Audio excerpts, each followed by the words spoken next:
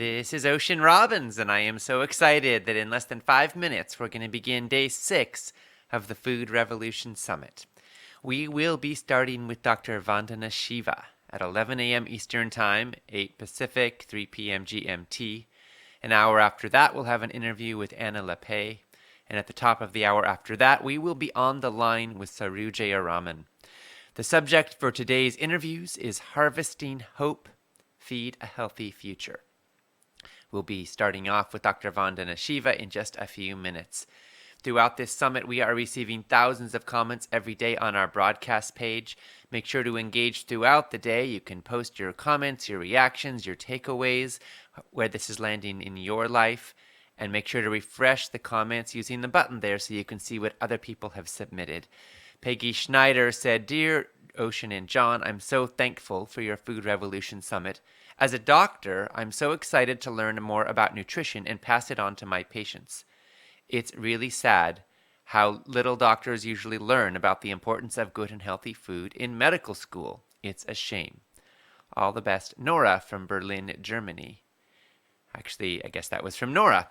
So Nora, we are so glad you are here, and I want everyone listening to know that by the end of this summit, you may know more about nutrition than most doctors do. And you can share that, and you can be a beacon of that knowledge. And we also want to invite all doctors listening to keep engaging and sharing and looking at how you can shift the medical system so that nutrition is truly treated like the foundation of health, because we all know that it is. We can use medical treatments. They're wonderful. They can be lifesavers, and they are a supplement to the basic foundation, which is healthy diet and lifestyle. We heard from Angela Rogers, who said, "To Ocean John and all the brilliant guests, thank you so much for all the eye-opening information about how toxic the standard American diet truly is. After 45 years and struggling with my weight for most of my adult life, I finally feel like I am learning the truth about what my body needs to be healthy. I feel like a better parent, wife, and human now that I'm changing mine and my family's diet. This forum has been such a blessing to me and my family. I look forward to listening every day. I will be really sad when it is over. Thank you again for bringing many of us out of the world of toxic darkness." Angela, thank you so much for joining us in this and for stepping out of the status quo and stepping into the choices that will serve the life that you want and that you deserve. If you've just joined us, we'll be starting today's broadcast with an interview with Dr. Vandana Shiva in just a couple of minutes now. Martha Duterrer said, "Back in the late 1980s, a friend loaned me a book called Diet for a New America and challenged me to get animal products out of my diet. I read the book and began a journey toward a vegan lifestyle. I got a lot of flack from my family, but just kept moving forward. In 1991, my father died of congestive heart failure at just 68 years of age. A few years later, my 53-year-old brother had a 6-way bypass. My older sister had a stroke at 63 that has made her dependent on her other family members for her care. My oldest brother had several stents installed just a few years ago. I am now almost as old as my father was when he passed away and was able to keep up with my 11-year-old grandson at outdoor school last week. I take no medications and am in good health. Thank you for giving me the tools to prevent diseases that have affected so many of my loved ones because of lifestyle choices." Well, Martha, our heart goes out to you with all of your family members that have suffered and even that you've lost. And we're also so glad that you are learning and have been learning for decades. Many people have been touched by my dad's work, and Diet for New America has inspired so many millions of people. And I'm so glad you were one of them. And I'm so glad that in this summit, we are learning the cutting edge, the latest breaking insights of a foundation that goes way back. Humans have been eating for a long time, and we've been studying how what we eat impacts our health for a long time, and we are learning new things every day. If you've just joined us, we're about to be starting today's broadcasts, and in a few moments, you will hear us on the line with Dr. Vandana Shiva on how your food choices shape the world. An hour after that, you'll hear us on the line with Lappé on busting the biggest food myths, and an hour after that, with Saru Jayaraman on what we all need to know about sexual harassment in the food industry. Each interview will be guided by my dad and colleague, John Robbins, brilliantly, and I'll be following up each interview with reflections, questions and answers, and take-it-home insights. And we're ready now to begin with Dr. Vandana Shiva.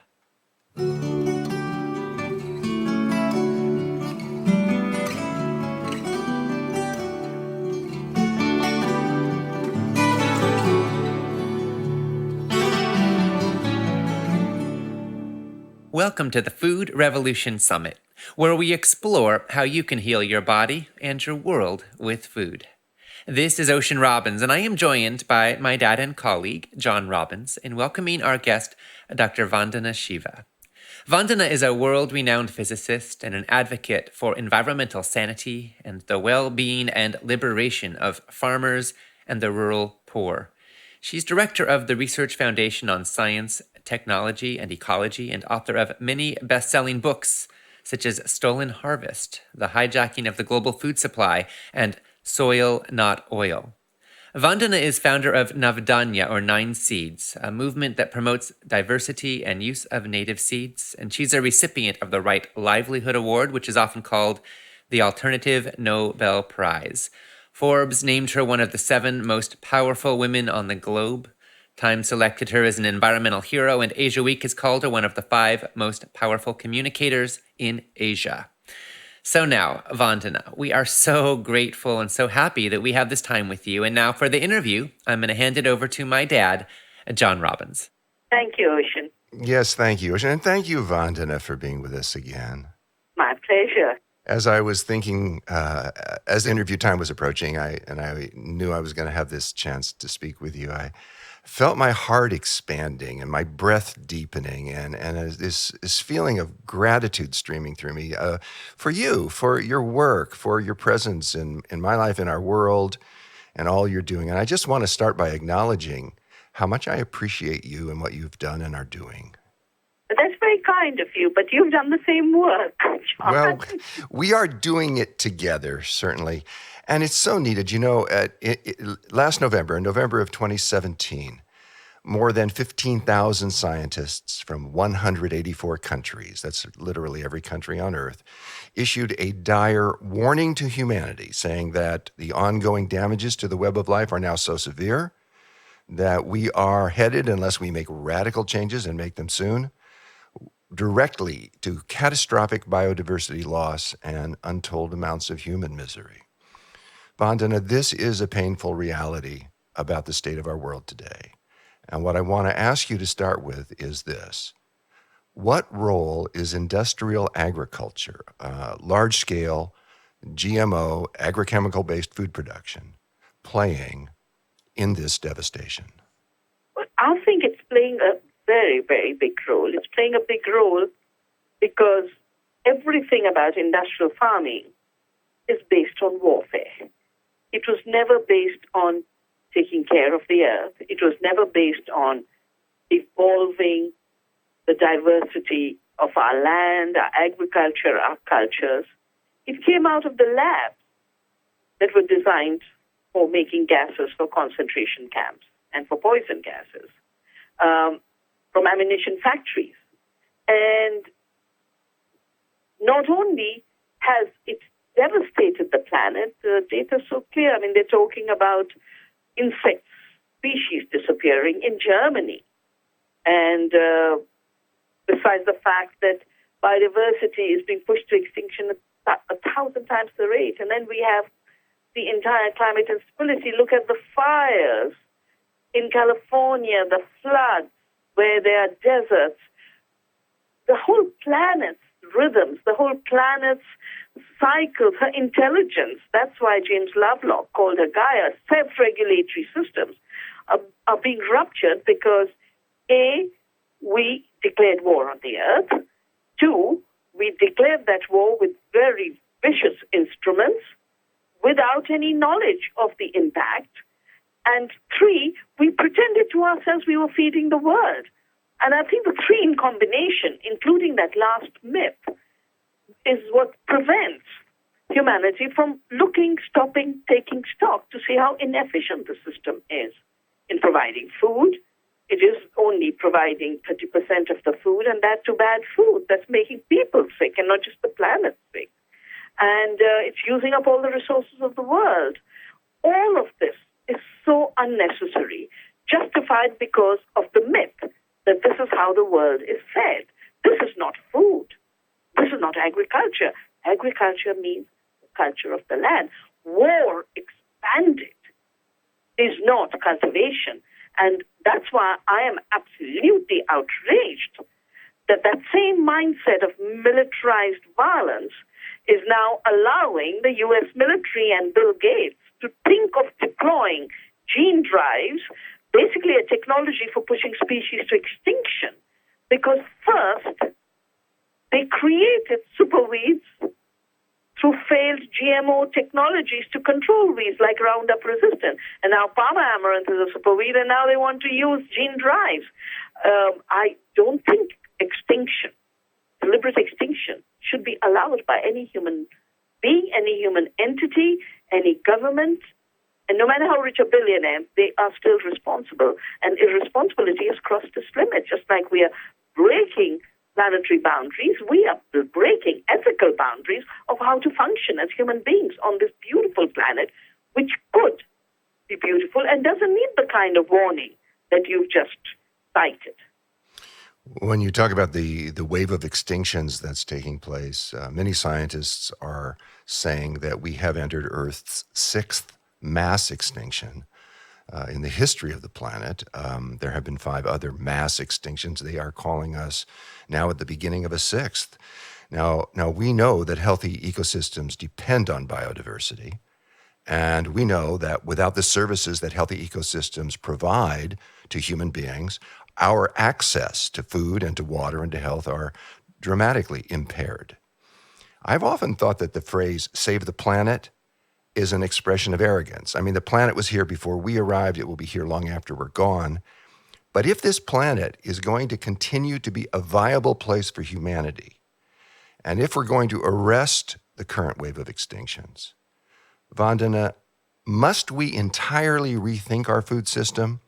And must we acknowledge our responsibilities to the entire Earth community? I think we definitely need to apologize, not just to the Earth, but to our Earth family, because definitely in the philosophy of the Indian civilization, we are Vasudhaiva Kutumbakam, we are one Earth family, but that is the thinking in most cultures of the world. And for every harm we've done to all other species and the harm we're doing to the future of our own species, and we have to rethink the food system, because not only is it killing the planet, it's destroying our health. I mean, look at the non-communicable chronic diseases. Now when I go to schools and I see little children so obese they can't play games anymore, getting diabetes at 7 years of age and getting heart attacks at 14 years of age, what are we doing to ourselves? So we need to wake up, and we need to change dramatically. And we need to change dramatically because in any case, it's so much better to do farming that is a non-violent farming, that is care for the earth and the soil. And that's why we started gardens in school, because children who work with the soil understand their own capacity and their own potential to be one with the earth. And they understand the potential of that little seed to become 1,000 seeds. And they understand that the soul is just not dirt that you must get rid of, but the very basis of life. And I think on everything that we've been taught for the last century, we've got to rethink. I mean, in school, when I said, what's food? They said, fuel for the body. And I said, what's the body? A machine. I mean, that mechanical assumption of everything's a machine and everything is fuel for machines, that was part of the mechanical age, the fossil fuel age, which really fossilized our minds. And we are living systems. We are on a living earth. And I think we've got to once again realize, without arrogance, with deep humility, as you mentioned, not with arrogance, humility, that we are alive and life has power. When you mentioned just now the fossil fuel age, which has has been our way of life now for a little while here, and certainly in the industrial world. And we are burning fossil fuels at a level that virtually all scientists are telling us is leading to disaster. And many of us are looking for a way to convert the ecological catastrophe and the human brutalization that we're facing into an opportunity to reclaim our humanity and to reclaim our future. I hear you saying again and again in your books and when I speak with you and hear you speak other ways, that the planet's well-being, that the people's health, and for the stability of our societies, these are all severely threatened by industrial agriculture. But as you mentioned a moment ago, there's a widespread belief that we need large-scale industrial ag to feed the world's growing numbers of people. The widespread belief is that the only way to address the world's food crisis is through industrial agriculture and genetic modification. Now, I recently read, Vandana, your outstanding book that has the provocative title, Who Really Feeds the World? It's a great book. I recommend it highly to all of our audience. And let me ask you something, Vandana. Who does really feed the world? Well, I think the soil organisms feed the world. I think the pollinators feed the world. All the scientific research, including what we've done at Navdanya, showed that 1/3 of the food we eat comes from the pollinators. And when we love the earth and take care of her, even when we're not deliberately seeking to increase pollinator population, they do increase because we create habitats that are friendly for them. And on our little farm at Navdanya, which is a biodiversity farm, we have 6 times more pollinators than in the forest next door.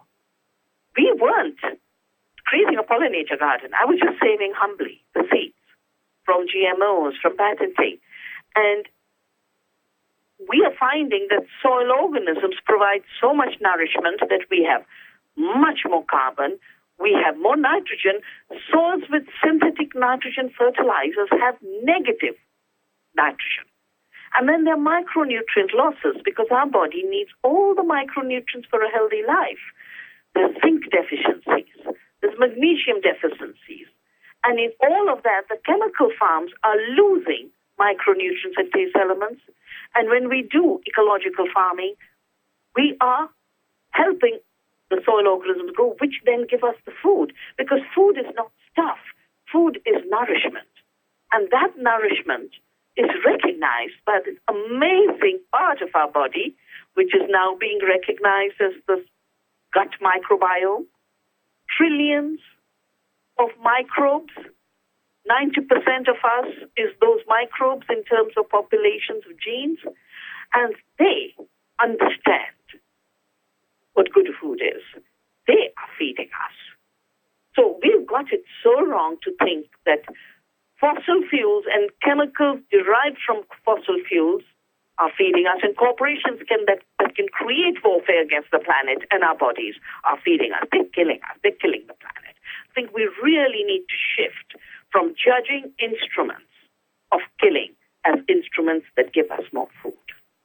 So I hear you saying that soil organisms and pollinators are critical to feeding the world, and that bees and butterflies are more important to world food security than pesticides and poisons.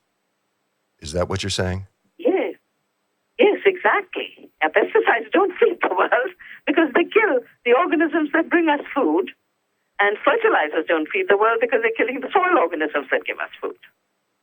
Well, many people continue to believe that our current food crisis can only be addressed through things like GMOs. But GMOs have been designed to depend on herbicides, toxic herbicides like Roundup and other even more toxic ones. And also, they've been designed to secrete, to produce insecticides in every cell of the plants.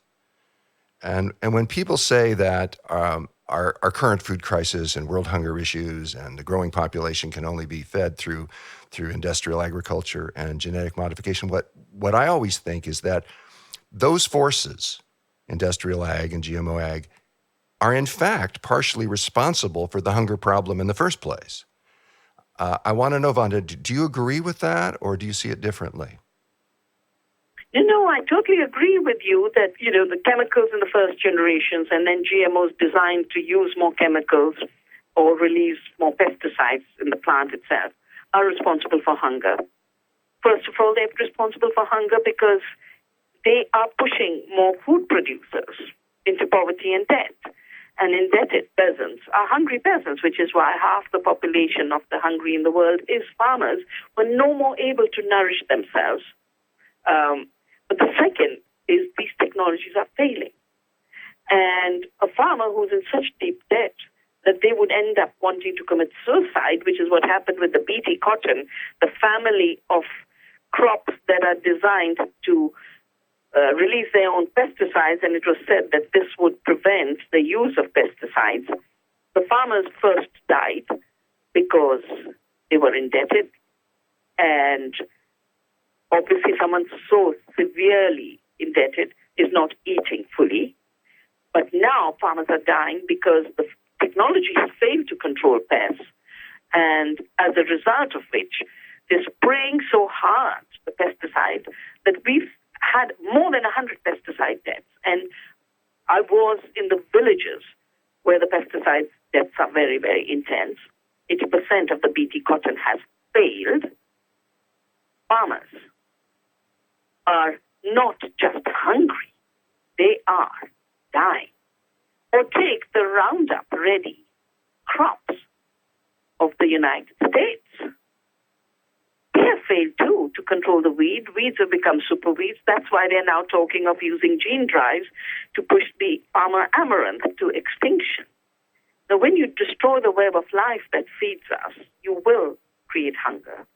When you get the farmers indebted for patented seed, you will create death. And there's neither nourishment for the planet nor nourishment for the people. And as I've been advising some of the governments in India, particularly the Maharashtra government, they started criminal investigations. And I think we have reached the stage where things like glyphosate, which are known to be destroying both biodiversity, it was designed for biodiversity. I remember during the negotiations of the Convention on Biological Diversity in the early days, they would get up and say, we've designed GMOs that will prevent the weeds from usurping the sunlight. I mean, does the sun have scarcity? And is the diversity in our fields weeds that must be exterminated? This fear of diversity is what is creating hunger. And fear of diversity must go because diversity is what feeds us. The reason Vandana is able to do agriculture in a way that if it was made national, we would have enough good nourishing food for 2 times India's population. And if we practice biodiverse intensive, non-violent farming, we'd have enough food for 2 times the world's population. The fact that we have scarcity is because there's a war declared against the biodiversity that is nourishment or the biodiversity that provides the nourishment. When you talk about the fear of biological diversity, potatoes are native to the Andes, and over 4,000 varieties of potatoes are still grown there. They come in all kinds of shapes and sizes and colors. I've seen red ones and yellow ones and purple ones, striped ones and spotted ones. In the United States, though, a country with 10 times more people than Peru, we grow in the U.S. only 150 varieties of potatoes in the entire country. And just 6 of those varieties account for 3/4 of our national potato harvest. And those varieties have come to dominate because they're easy to store and to transport and to process into French fries and potato chips. It's not just potatoes. More than 95% of the apple varieties that existed in the country 100 years ago are no longer cultivated. So, Vandana, if our desire is to see healthy food grown in a manner that's healthy for our world and having that healthy food available to all, what do we need to know about these trends? I think the first, like you mentioned, on the diversity of potato, where does that intelligence come from for a culture to evolve that richness of diversity?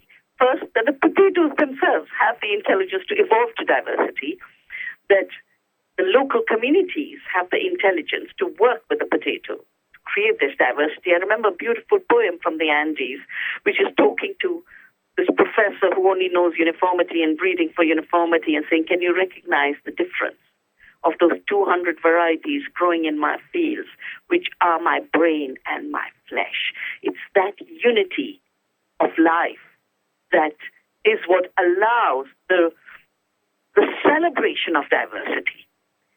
Or in India, tribals evolved 200,000 rice varieties because for them, evolving diversity was part of celebrating life. It was part of a festival of life. And I've attended these festivals in the beginning of the planting year, where they dedicate themselves to enhancing diversity rather than depleting it. Now, you mentioned potato and you mentioned apple. I have to say, on the flight over, I'd got a vegetarian dish, and I couldn't eat the potato. It had no taste. And at home, someone served me an apple imported from Washington, which I'm sure huge subsidies. Took a bite. I had to throw it away. I couldn't eat it. It was absolutely tasteless. And I think this trend in reduction of diversity of the foods we eat, with it the disappearance of taste, is a signal of the end of nutrition. Because taste comes from the diversity of elements that interact with ourselves to give us that sense. But those are the micronutrients and taste elements. And as research has shown, I know Dr. Eric Seralini of France has done some research to show how actually cells dialogue, the cells of the food and the cells of our gut have a dialogue and communication. And when you desertify literally the food, we have no taste. Now, why are we punishing ourselves like this as smart, intelligent human beings? Driven by the myth that somehow a tasteless apple is better than diversity of tasting apples that have different tastes, or a few potato varieties are better than the hundreds of thousands that the Indians created. First, the myth of feeding the world. Second, forcing globalization to destroy local diversity. I'm witnessing it by the day in my country, in India, where India, which grows so much diversity, what are we growing like everyone else? Hybrid corn for animal feed, GM soya for solvent extraction plants, whenever we have all the diversity of oil seeds. I think something has gone very wrong. Of course, there's the interests who push it, but I think those of us who are eating have become part of that mythology. And at least now we should start listening to our bodies. Now we should start realizing that taste matters, nourishment matters, diversity matters. You know, I think that we are complicit. And when we eat tasteless food that's been grown with poisons, we have evidence that of the damage that does to our bodies, of the diseases that it provokes in us. I think it does something to our minds. I think we also become impoverished in our thinking, in our creativity, and our ability to understand our interwovenness, our interconnection with the whole web of life. And I think that actually takes a toll on us that we don't even have words for. Do you see it that way? Yes, I do. And, we've just done a new book called Annam, and I do think it's going to be coming out in the U.S. soon, published by Acres, where we basically were looking at food as health. And our colleagues who are Ayurvedic physicians were bringing in all the amazing knowledge of 5,000 years of the science of life, which Ayurveda is. And we were pulling together all the evidence we have now of how soil nutrition impacts plant nutrition, impacts our body's nutrition. And the gut is now being called the second brain because it has more neurological activity going on. So when we're eating that dead food without taste, the neurological activity is surely getting impacted. Look at the figures of the U.S. It's the food that's being eaten by people, both in terms of its nutritional emptiness, plus its toxic load, that has taken the figures of autism. A few years ago, when I traveled to the U.S., it was 1 in 65 children. Now, last year, it dropped to 1 in 36. They're predicting at that rate, 1 in 2 children of the United States will be autistic. They're predicting that 57% of the U.S. kids will be obese. All of this is because we have degraded our food so much that it is not just impacting our bodies, but because our brains are part of our bodies and interrelated. We don't have brains that sit separately somewhere outside, as poor Descartes described in his idea of doubting what you know, because, we have a paradigm that said doubt your body, escape from your body. And now we are stuffing ourselves with stuff that is destroying our minds and destroying our health and destroying the planet at the same time. Of course, neurological impact. I mean, so many people are getting Alzheimer's. So many people are getting diseases of the brain not being able to function healthy because we have degraded our food and we've looked down on food. And I think it's the worst thing we can do as a species, to look down on the food you eat. One of the more hopeful signs that I see actually stems from your work. You've proposed a different way of thinking than the idea that we need to use so many agrochemicals, even though many of them are known to be seriously toxic, but we need to use them because they maximize yield per acre. That's the justification. That's the thinking. And you've proposed a different way of thinking, which focuses instead of on yield per acre, on health per acre. I think that's brilliant. And what I want to ask you is, when agricultural output is measured in terms of health per acre or nutrition per acre instead of yield per acre, what do we find about organic farming systems as opposed to the industrial monocultures? Well, I think the most important significant difference is that yield per acre only measures the yield extracted in terms of a commodity, and it's usually a single monoculture commodity. So it doesn't measure the value of the food. It doesn't measure how much nutrition you lost. It doesn't measure the different nutrients in the different kinds of food. So when we said we're not going to measure what leaves the farm to become a commodity, which is yield per acre, we're going to measure what supports the farming family, what supports the human family, with biodiversity-based measurements and nutrition per acre. Let me just give you a few figures. The nutrition, the protein is 64 kilograms an acre compared to 55 in monoculture chemical farming. Carotene, which is what's making people run for the silly golden rice, which hasn't worked, is 3,000 milligrams compared to 450 milligrams. That's where you're getting the vitamin A deficiency. Or take calcium, 305 compared to 50. Or magnesium, 3,000 compared to 2,000. Zinc, 14,000.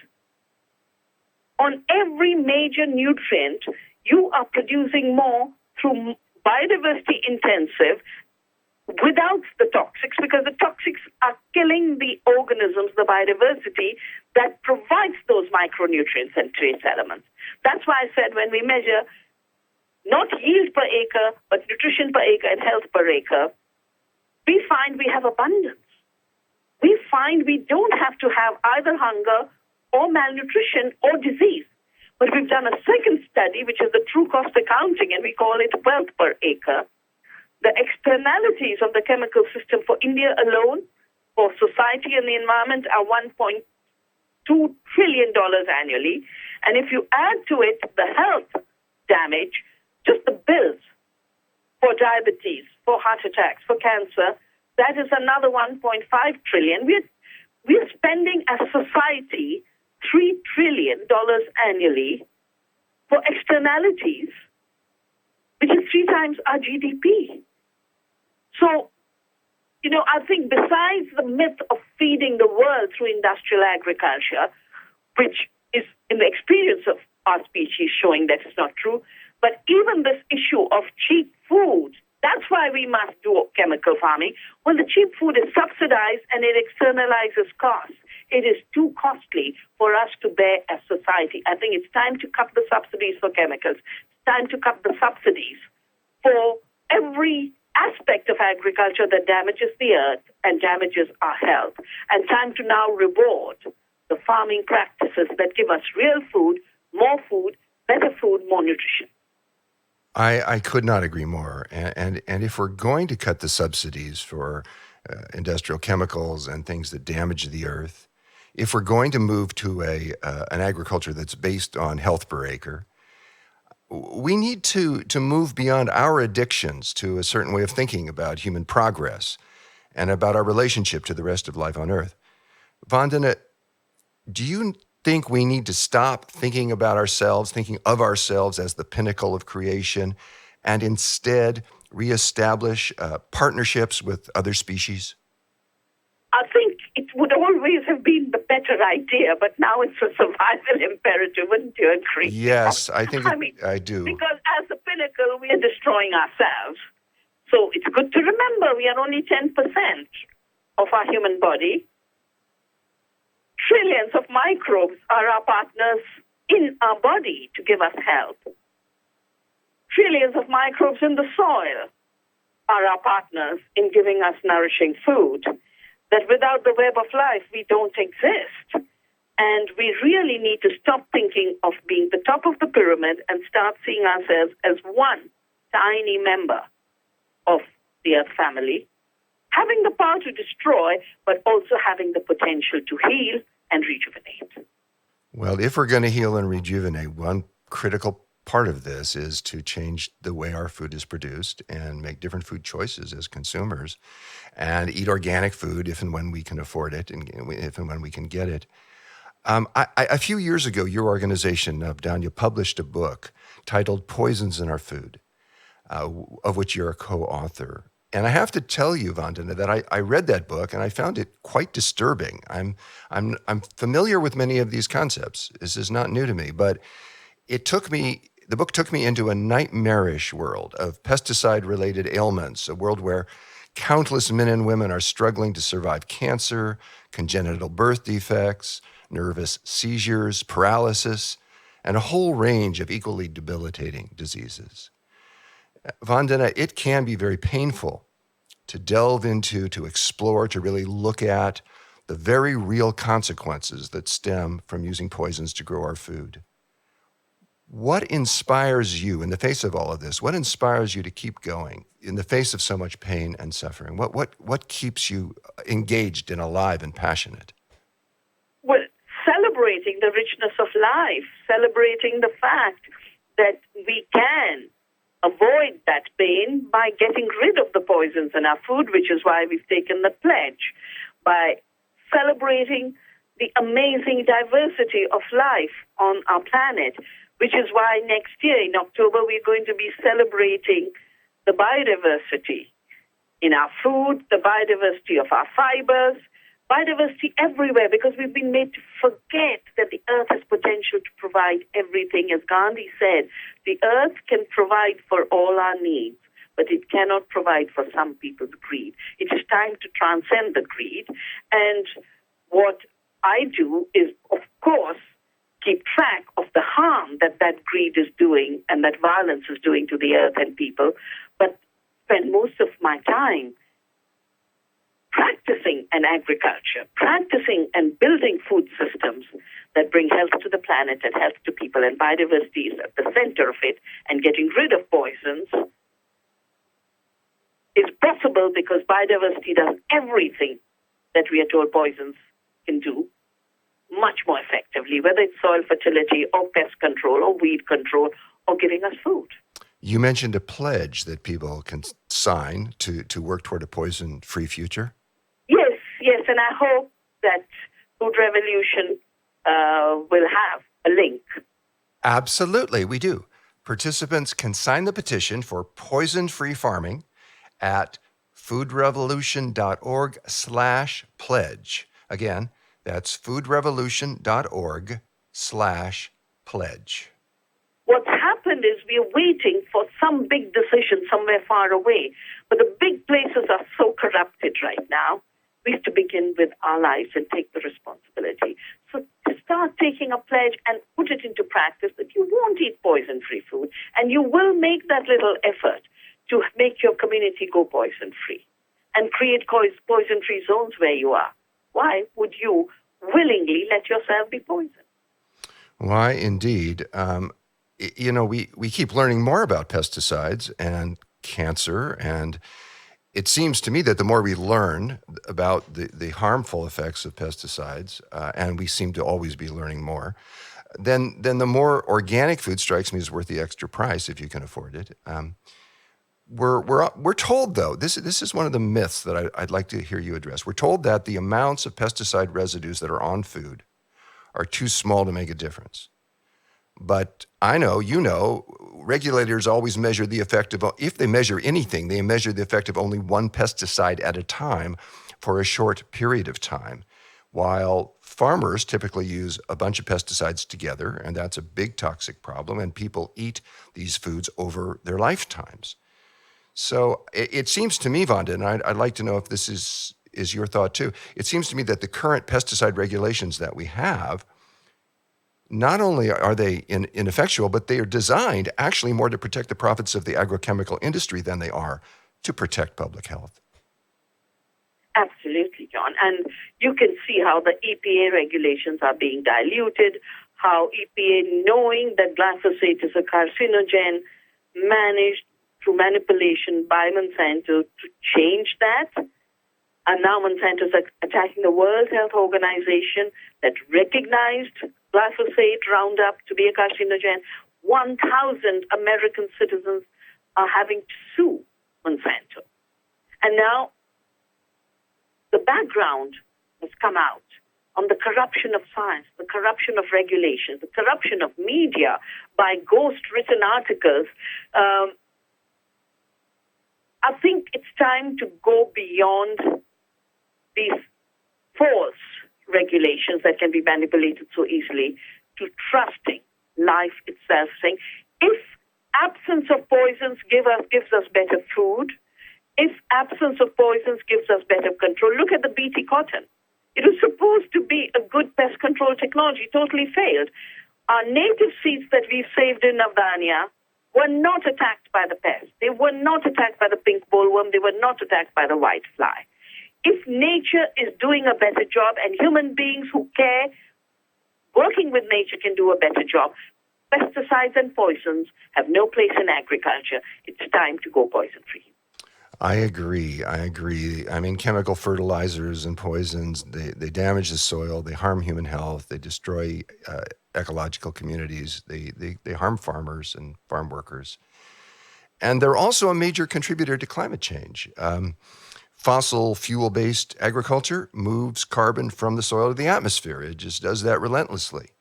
But there's alternatives. Organic agriculture, what is becoming known as regenerative agriculture, do the opposite. They take carbon from the atmosphere and put it back into the soil. They sequester carbon.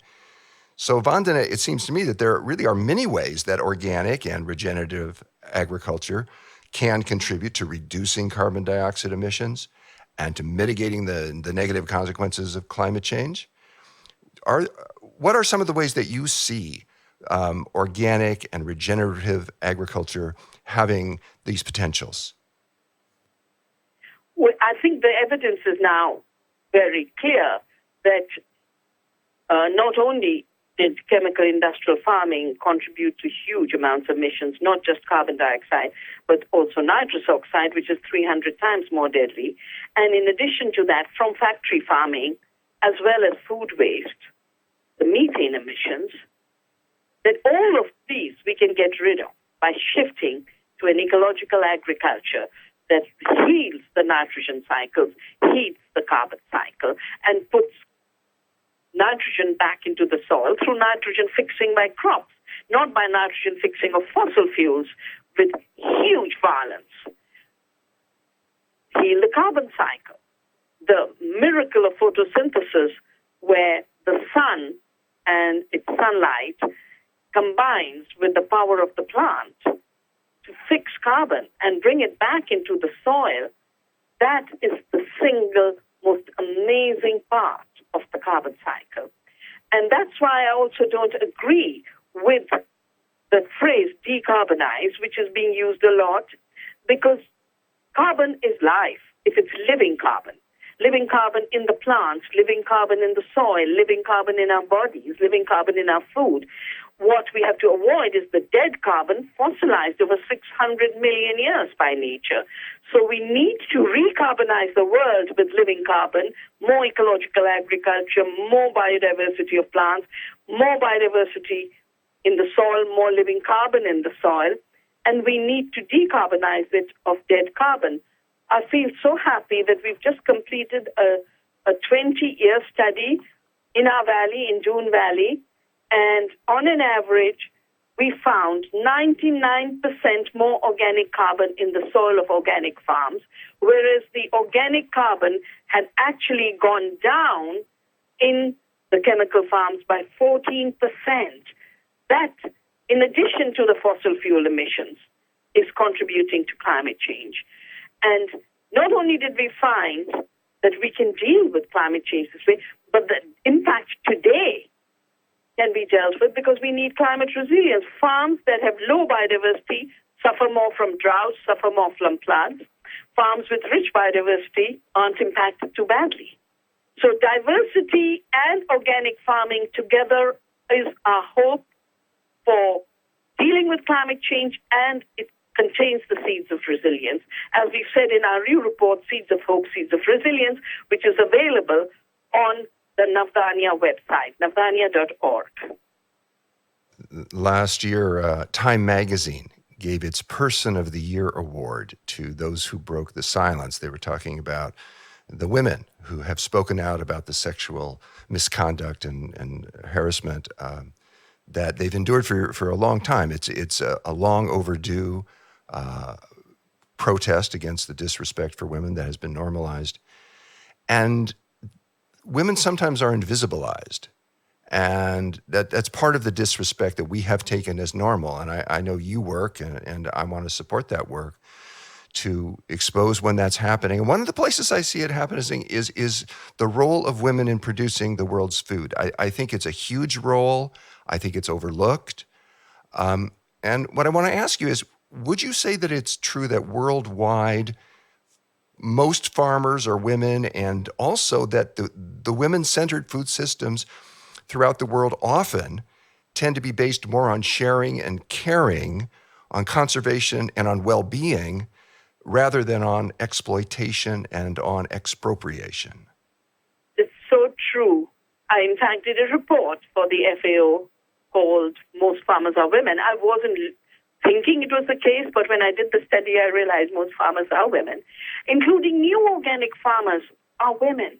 Women are giving up their jobs in software, in finance, because they're realizing what's at stake. And the data is showing that women-run farms, because they're dedicated to care for the earth and care for the family and care for producing good food, they produce more food. In Nigeria, on 2% land, they're producing 50% of the food. They use resources much more efficiently, and they transcend scarcity by sharing. It is the waste of the industrial farming is linked to the competitive extractive logic. And we do need much more of women's knowledge, women's economic thinking, women's skills, and diverse women for diversity, the movement we started to deal with WTO to protect biodiversity. In India, we have built a huge movement of networks of 5 million women working together to prevent the destruction of our food systems on the farm with making seed illegal, in our processing by making home processing illegal. But these are the ways that the global industry that has destroyed our food tries of criminalizing women's activities. And we basically are saying we will not cooperate with these laws because we are the ones who care. And I hope some of your listeners to the Food Summit will in October make a trip, because while we're doing an International Biodiversity Congress to celebrate everything biodiversity can do, all the plants that control pests, all the plants that give us natural fibers, all the amazing plants that give us natural vegetable dyes, and the diversity of seeds and foods. But we're also doing 2 days of a women's celebration for diverse women for diversity on the 2nd and 3rd of October. So let us together together wake up to the amazing world we are part of, the world that was silenced, the world of the species, the world of biodiversity, the world of women. Those silenced words are the future.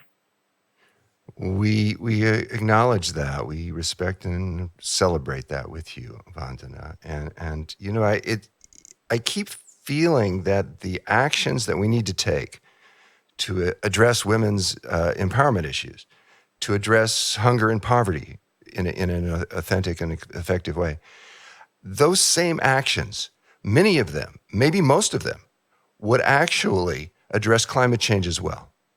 Do you see those links? Absolutely, because I don't think there's a separation between the violence against the earth and the violence against women.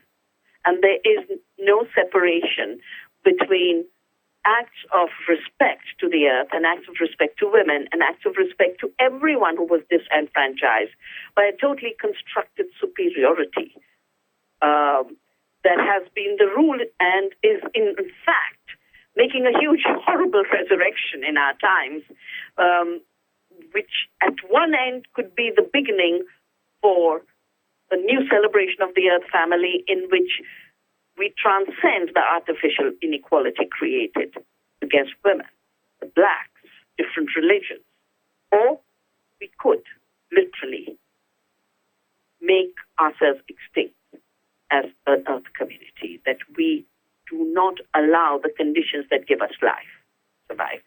So it's an amazing moment for humanity to make such an amazing evolutionary choice, not given in each generation. But we've messed up the world so badly that even in the act of eating food, we can literally sow the future. So much is at stake right now.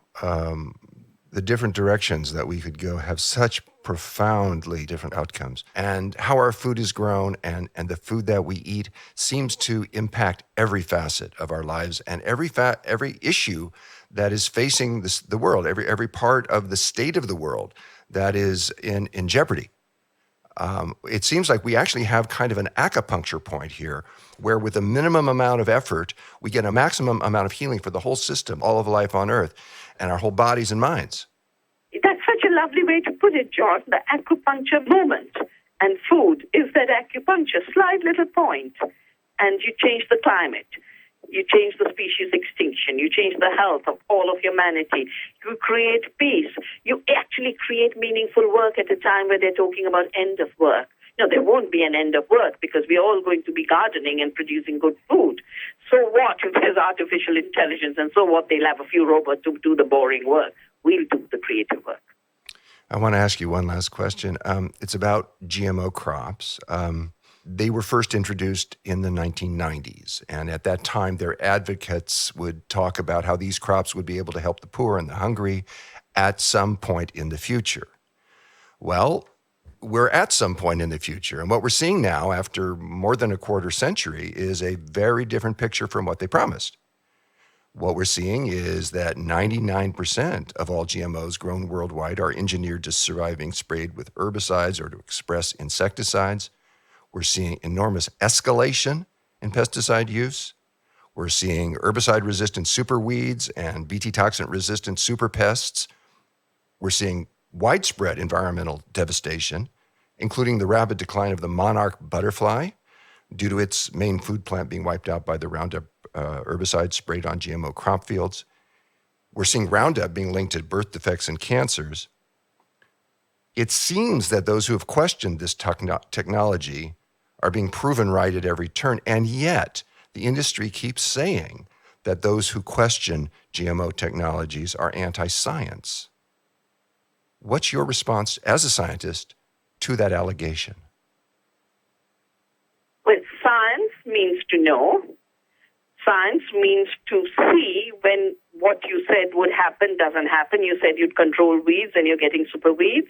A good scientist would say, I got it wrong. You said you'd control pests with Bt and you're getting super pests and farmers are dying. You would say, no, I did it wrong. It's when you're a criminal that you would deny the facts that are staring you in the face, that you would manipulate law You would corrupt regulatory agencies. You would even use public relations firms to attack the true scientists. This is criminal action. This is not science. It's an attack on science. This is the reason why in 2016 we organized the Monsanto Tribunal. This is the reason why these corporations are in the courts everywhere as criminals. There's criminal investigations in India. There's criminal investigations in Europe on glyphosate. There's criminal investigations in the United States. We mustn't forget that the roots of these chemical industries was IG Farben, which was tried in the Nuremberg trials. This is not science. It's something much different, and we're up against the mafia of three. They're merging. Monsanto's merging with Bayer, Dow is merging with DuPont, Syngenta's merging with ChemChina.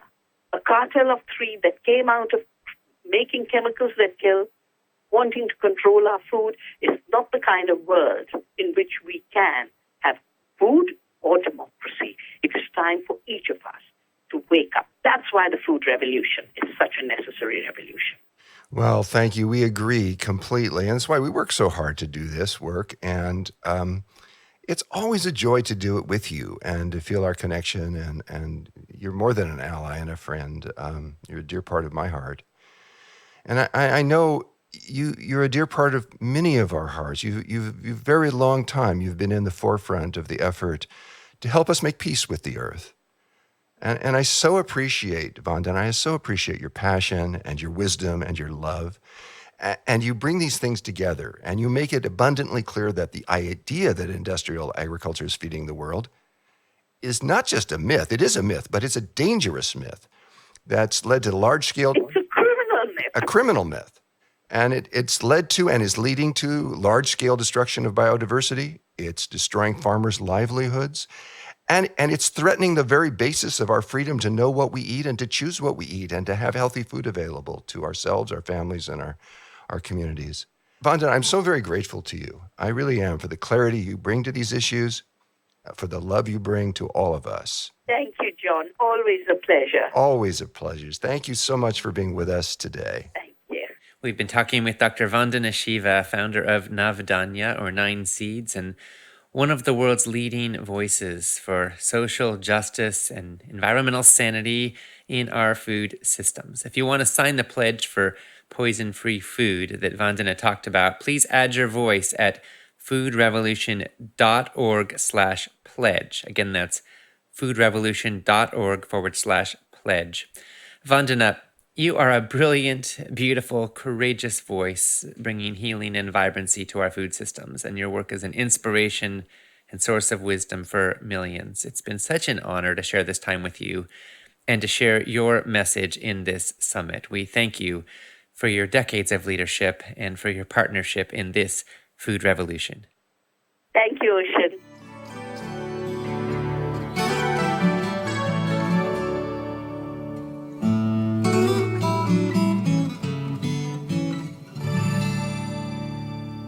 Thank you so much to Dr. Vandana Shiva and to my dad and colleague, John Robbins, for that incredibly galvanizing conversation. To express your opinions on what you've been hearing and to find out what others are saying, post and engage in the comments on the broadcast page. Make sure to refresh those comments so you can see the most recent ones. Our next presentation will be an interview with Anna Lappé. It will start in about 7 minutes at the top of the next hour, 9 a.m. Pacific Time, noon Eastern, 4 p.m. GMT, followed by Saru Jayaraman an hour after that. And now I want to share and respond to a few of the comments coming in. Lisa Miller said, Vandana brings tears to my eyes. I want to do something to fix things, but I don't know how. This summit is giving me a wealth of information on where to start with my health and then to pass on what I've learned to others who feel the same way. Thank you for all you are doing to help us. Well, Lisa, thank you for all you are doing to engage and participate. This food revolution is about all of us. It's something we create together. It's something we live together. It's something we eat. We create it with our food choices, with what we buy, with where we shop, with what we say to the people we love, with what we feed to the people we love. We are all shifting the course of history. Speaking of which, Ildiko Spinfisher said, I want to share a little bit of good news, which I hope will grow in influence. The European Union has just passed a ban on the neonicotinoid pesticides that are killing the bees. And I want to say yes, and this is wonderful news. It just happened a few days ago on April 28th, and now, the first day of this summit, and now neonicotinoids are being banned in all 28 member countries of the European Union. The European Commission is set to adopt this decision in the next few weeks. The ban will kick in by the end of 2018. So congratulations to the bees and to all of us who appreciate pollination-based agriculture. And hopefully the United States and Canada and many other countries will be following this example soon. We heard from Doreen Garvin, who said, I just purchased the empowerment package again. I listen to this every year. I am a healthy 59-year-old with no weight problems and no health issues.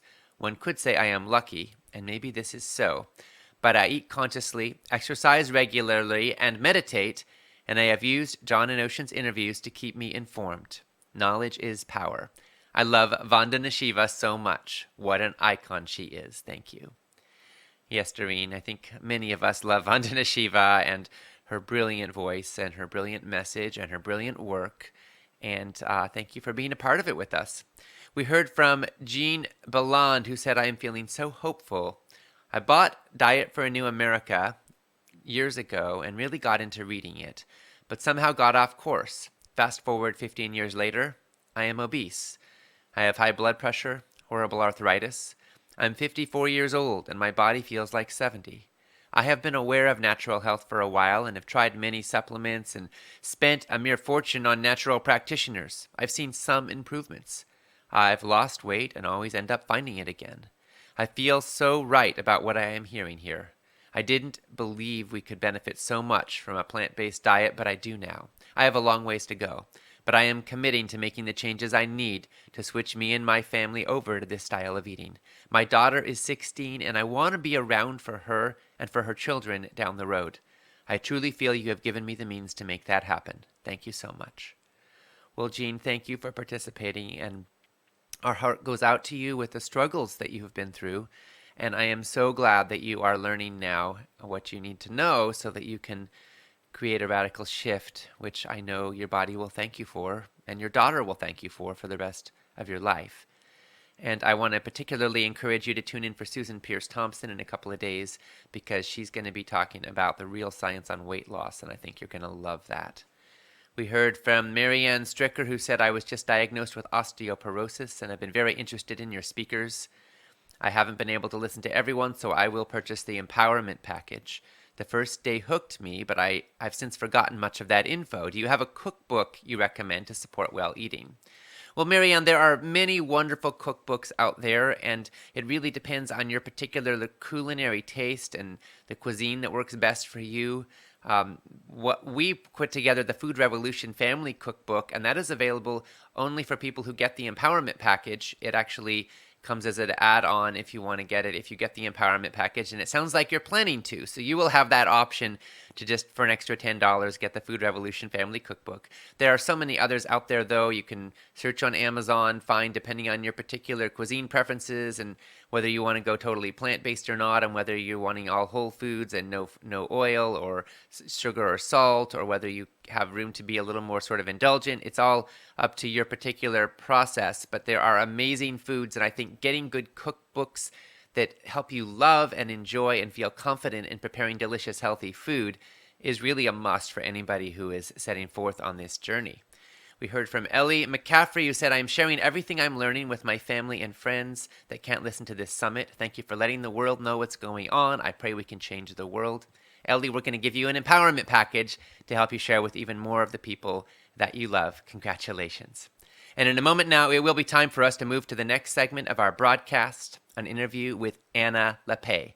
But first, a word about Food Revolution Network and the Food Revolution Summit Empowerment Package.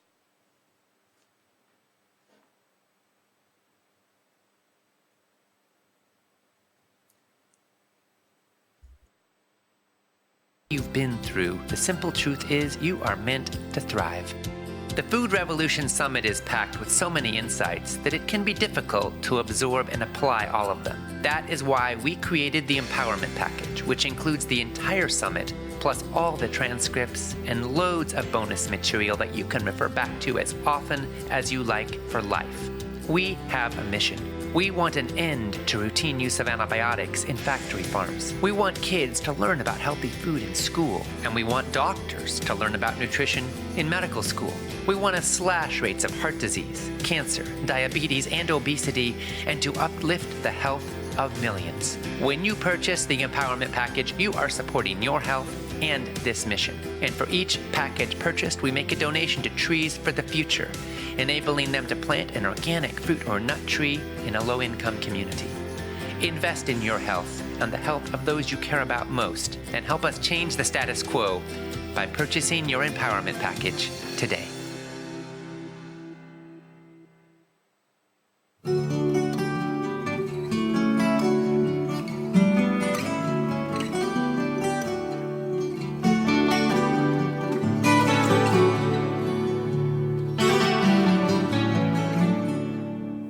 Welcome to the Food Revolution Summit, where we explore how you can heal your body and your world with food.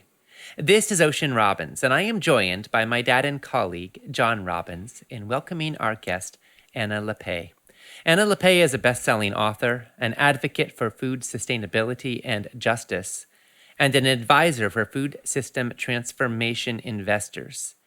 Anna's most recent book, Diet for a Hot Planet, was named by Booklist and Kirkus as one of the best environmental books of the year. Anna is a recipient of the James Beard Leadership Award, and her work has been featured in the New York Times, Gourmet, and the Oprah magazine, among many outlets. She's a founding principal of the Small Planet Institute and the Small Planet Fund, which she founded with her mother, 3 million copy best-selling author Frances Moore Lappé. Anna also serves as founder and director of Real Food Media. She and I have been friends and fellow Food Revolution conspirators since we were teenagers, and it's an incredible delight to me that we get to interview her now. So now for this interview, I'm going to hand it over to my dad, John Robbins. Well, thank you, Ocean. And thank you, Anna, for being with us. Oh, it is such a pleasure. You know, one question I want to start our conversation with has to do with climate change and food production. Climate change may mean that crops will increasingly be threatened by droughts and floods and the spread of plant diseases due to altered weather patterns. And it's pretty clear that feeding everyone in the coming decades is going to present us with some new challenges. The Monsantos of the world are telling us that opposition to genetically modified foods is stifling research into what could be a second green revolution, and that GMO technology will be increasingly necessary in the coming years to feed the world's growing population. On the other hand, the Union of Concerned Scientists issued a remarkable report titled Failure to Yield, which found that the genetic engineering of foods has utterly failed to increase U.S. crop yields.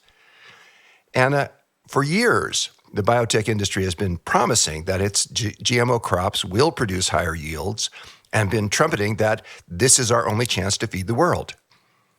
What's the truth? Should we look to the Monsantos of the world for answers to the growing challenges of feeding the growing human population? Well, this is the million-dollar question, right? How are we going to feed the future? And certainly the Monsantos of the world are really echoing a message we've been hearing for decades, which is that we need more chemicals in our food system to produce enough food to feed us. And genetically engineered seeds are just the next version of that. And I feel really strongly that we have had the compelling evidence for decades now that the way we are going to feed the future is not going to be by following a path that the GMO industry, like Monsanto, are taking us on, a path that requires farmers to be really addicted to fossil fuels, synthetic fertilizer, petroleum-based chemicals, and that instead there's really solid research showing that the best way forward is embracing organic agriculture approaches, what a lot of the rest of the world calls agroecology. And to me, what has been so thrilling is as I've gotten involved with this work, as Ocean said, we've been doing this since we were teenagers, is just how much more evidence there is about this sustainable agriculture approach and its ability to deliver on abundance. But I have to say, John, I would be remiss in answering this question if I didn't go deeper to what's that fundamental premise about what is causing hunger and how do we eradicate it. Because ultimately, what the Monsantos of the world are saying is that the way we end hunger is by producing more, and they're selling us on this chemical path. But ultimately, it begs the question, if we produce more, will that end hunger? And as you know, my mother, Frances Moore Lappé, and many others, including you, have been making the really strong argument that actually the root causes of hunger today, as it was 40, 50 years ago, is not a lack of supply. It's not a scarcity of food. It's really a scarcity of democracy, of people really having a say about what food is grown, how it's grown, where it's grown. So to me, going along this chemical pathway actually strips us of that democracy. It strips us of that power. And again, the best way forward is by getting farmers off of that addiction and by really looking to the sustainable practices that produce incredible amounts of good, healthy food. One of the ways that we can really understand the implications of our different ways of growing food and producing food is if we, instead of thinking exclusively in terms of yield per acre, we also think about nutrition per acre. Exactly. Or health per acre. When we do that, when we shift our focus that way or our thinking that way, what do we see? Yes, that's exactly right. And what we see is that what are we getting when we are being sold on this path of increasing genetic engineering? So we have pretty good evidence so far of what that's going to look like. Commercialized GMOs started in this country in the late 1990s. And really that has been the commercialization of just a handful of commodities, corn, soy, predominantly have been genetically engineered. And if you look at what have they been engineered to do, they've basically been engineered to do just two things, either be tolerant to herbicides or express an insecticide, so be BT, insecticidal properties. And what we see is, well then, are those yields increasing? But more importantly, are we eating that food? And you see that most of what's been genetically engineered, it's not food you and I are eating directly. In fact, most of it is being diverted either into livestock factory farms that give back to us only a tiny fraction of what we give to them in calories, or it's being diverted to biofuels like ethanol or to other industrial products. And so I really love this reframing of the question of yield away from just, how many bushels of X to really, is our land producing food that you and I can eat and that is nutritious? I don't think people often realize that over half of all the farmland in the United States is devoted to growing genetically engineered corn and soy. And what's all that corn being used for? What's all that soy being used for? Almost all of the corn is being used to make ethanol for cars, or it's fed to livestock in factory farms and feedlots, or it's used to make high fructose corn syrup for highly processed foods. So our corn crop, even though it's heavily sprayed with toxic pesticides and it's almost all GMO, is actually giving us almost nothing in the way of healthy food. And it's basically the same story with soy. Almost all of our soy crop is GMO. It's sprayed heavily with poisons. And what's it being used for? It's being used to feed livestock in factory farms and feedlots, and for isolated soy proteins and soy oils that are used in our ultra-processed foods. Anna, have you ever visited one of these huge farms growing monocultures of commodity crops like GMO, soy, and corn? Sometimes, even with their huge acreages, they aren't growing anything that their own families can eat. I remember visiting this one farmer in rural Missouri, and he owned, I think it was more than 10,000 acres.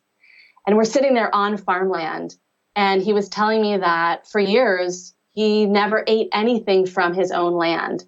And it was only when his children came back from college and they inspired them to start a kitchen garden right outside their farmhouse door where they actually started growing actual food that he realized, my farm certainly wasn't feeding my family, and it really wasn't feeding a whole lot of other people. And the day I was visiting him, it was so thrilling, was the first day the watermelons were ready in the garden patch, and his kids gave me one to eat. And it was, to me, such a symbol of really how do we inspire more and more food producers to turn toward actually growing food for people. You mentioned organic food a moment ago, and I want to discuss another widespread belief with you. It's the belief that organic food, natural food, is basically elitist. It's a luxury. And that the food movement, with its desire for foods to be grown without poisons, and for that matter, for animals to be treated humanely, is out of touch with the pressing needs of the world's poor. In this way of thinking, organic food is seen as a romantic back to nature obsession of an upper middle class that's able to afford it, and that's oblivious to the challenge of feeding a planet whose population will surge to 9 billion before the middle of the century. Anna, should we be thanking pesticides and chemical fertilizers for allowing humankind to be better fed and to live longer than at any time in history? Or is organic food one of the most important keys to healthier lives, a better fed world, preserving the environment, and a more sustainable future?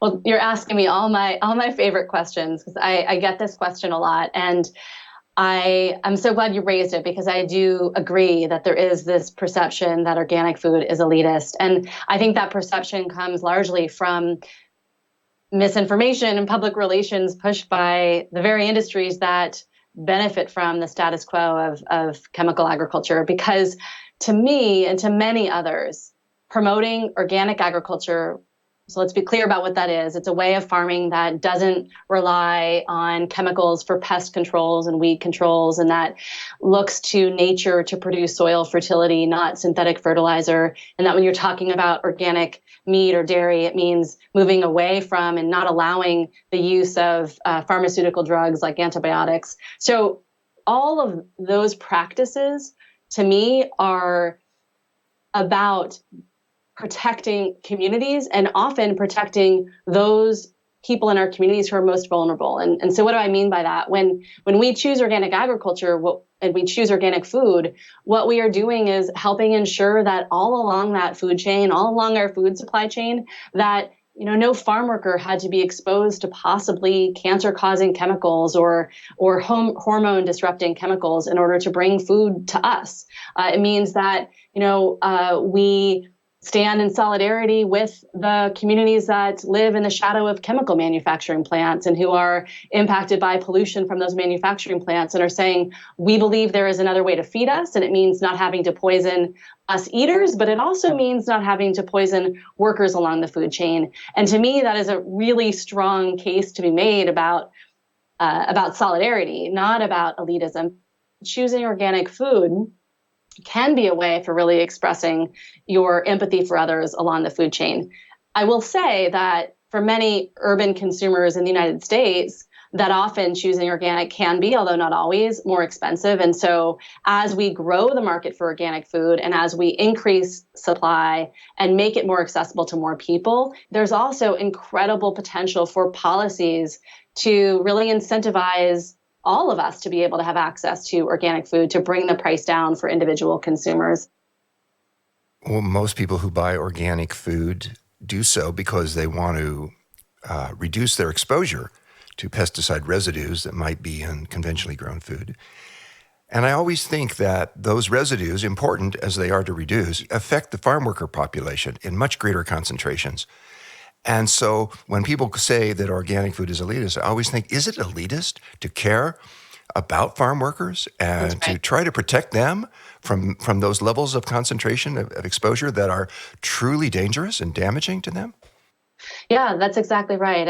And to be honest, when I make that purchase in the marketplace, when I make that choice, I am, of course, thinking about my own family and my kids' health. But as you say, to be honest, I'm actually even more thinking about the farm workers who would have had greater exposure to those chemicals. We have really incredible research showing just how much more exposed farm workers are, and particularly farm worker children who are exposed in utero. And then because farm worker children have more exposure to dust in homes, they crawl around on the floor. They often live right next to the farm fields where these chemicals are being sprayed. It's farm worker children who are really being impacted. And so I really think it's so helpful to expand the conversation about these choices beyond just how does it impact my own body to how does it impact people along the food supply chain. And then, of course, we haven't even talked about the birds and the bees and all the benefits that organic agriculture has for that broader ecosystem.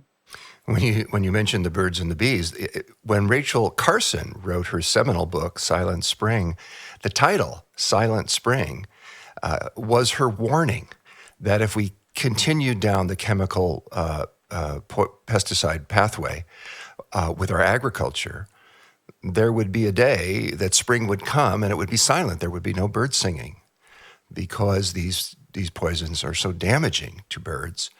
And we're also seeing colony collapse disorder in our bees. We are decimating our bee populations, and we need them for our to pollinate our food crops. And again, it's these pesticides, and we know that the children of farm workers are showing higher levels of birth defects when their parents are working in fields that are sprayed with these poisons. We know that the farm workers themselves have higher levels of cancer and other very serious diseases because of that exposure. But there's a backlash from agribusiness groups, from companies and individuals who see organic as a threat to their market share. And they're critics of organic food, and they're accusing the organic industry of using deceptive marketing practices. They say that organic agriculture uses poisons too, and some of them are just as bad or even worse than conventional pesticides. What's the truth about that, Anna? What is so frustrating about that messaging is that actually, if you look at the organic regulations, it is an incredibly strict code around what farmers can and can't use. And the lion's share of certainly all of the most toxic pesticides are completely banned from organic agriculture. So it's simply fake news, as someone might call it, to say that organic farmers use chemicals that are also toxic or even more toxic. But yet we hear that message. And certainly when I talk to audiences around the country, some people raise that question to me. And what I try to help them understand is that there is an actual industry, a huge amount of dollars being spent by agribusiness companies, by chemical companies to shape what we think about food. And they do it through ways that are often very duplicitous. They're often very stealth. They try not to have their fingerprints on it. They do it through funding entities called front groups, which are often tax-exempt 501c3 organizations that on the surface look like they're speaking for the public and speaking with concern about your health, when really, if you dig beneath the surface, you see it's funded by chemical companies. So what I always really encourage people to do is they try to sort out what is fact and what is fiction, is to really follow the money and to look at who's backing the message you're hearing and do you trust them or not. I think that is excellent advice. And we're all wading through a lot of fake news these days. The discourse is filled with thoughts, beliefs, and ideas that aren't grounded in reality. They're grounded in somebody's marketing agenda or somebody's wish to control our thinking. And I want to ask you about some more of these beliefs and thoughts that are out there and pervasive. One of them is that the debate over the safety of GMO foods is settled, that there is now a scientific consensus. They've been found to be safe, and that those people who are still raising questions about the safety of GMOs are the equivalent of climate deniers. Anna, is it the case, as they say, that within the scientific community, the debate over the safety of GMO foods is over? No, it's not true. And we've heard this a lot, this idea that there is this consensus out there. And as you put it, this kind of tossing those of us who are concerned about GMOs into the camp of climate change deniers, which is to me so frustrating. There is no consensus. In fact, what there really is in fact consensus on the other side, that when you look at what has been the GMO technologies that have been commercialized, and there's been a lot of promises about how GMOs are going to help help plants deal with disease, or how they might promote some kind of greater nutritious crop. But what I always say to folks is, well, let's actually look at what's happened and what is happening on the ground and what's growing. And what you see is that the companies that have dominated the market for these seeds, they are chemical companies first and foremost. And the GMO seed technology has been a technology that has allowed them to sell more chemicals. And in the case of the herbicide tolerant crops, it's been one herbicide in particular, glyphosate, which now an international panel of experts on cancer has alarmed the world with findings that there is a link between glyphosate and non-Hodgkin's lymphoma, possibly. There's a class action lawsuit happening as we speak. And what we also see is that other genetically modified seeds that are out there are partnered with or paired with other highly toxic chemicals. In fact, toxic chemicals that have been around for decades. This is not some cutting edge new technology. They're using what I see as really antiquated chemicals that we should be figuring out how to get away from, not to develop some new genetic engineering technology to have us use. Have you seen firsthand what happens to people in farming communities where new GMOs are being tested that have been designed to tolerate these pesticides that at one point actually were left behind because they were considered too toxic to use? I just got back from visiting with health and sustainable agriculture advocates on the Hawaii island of Kauai. And it is ground zero for pesticide testing by the world's largest chemical companies, which, as I said, are one and the same with these GMO companies.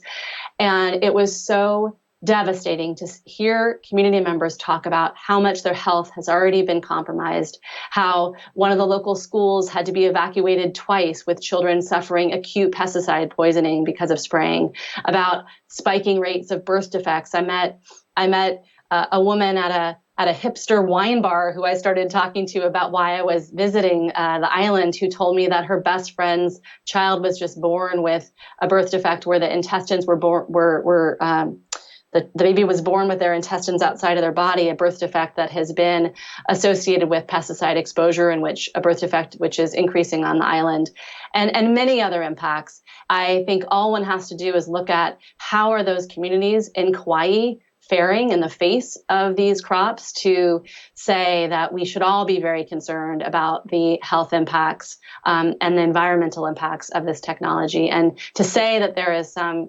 consensus of safety is a real misunderstanding of where the science will lead you when you look into it.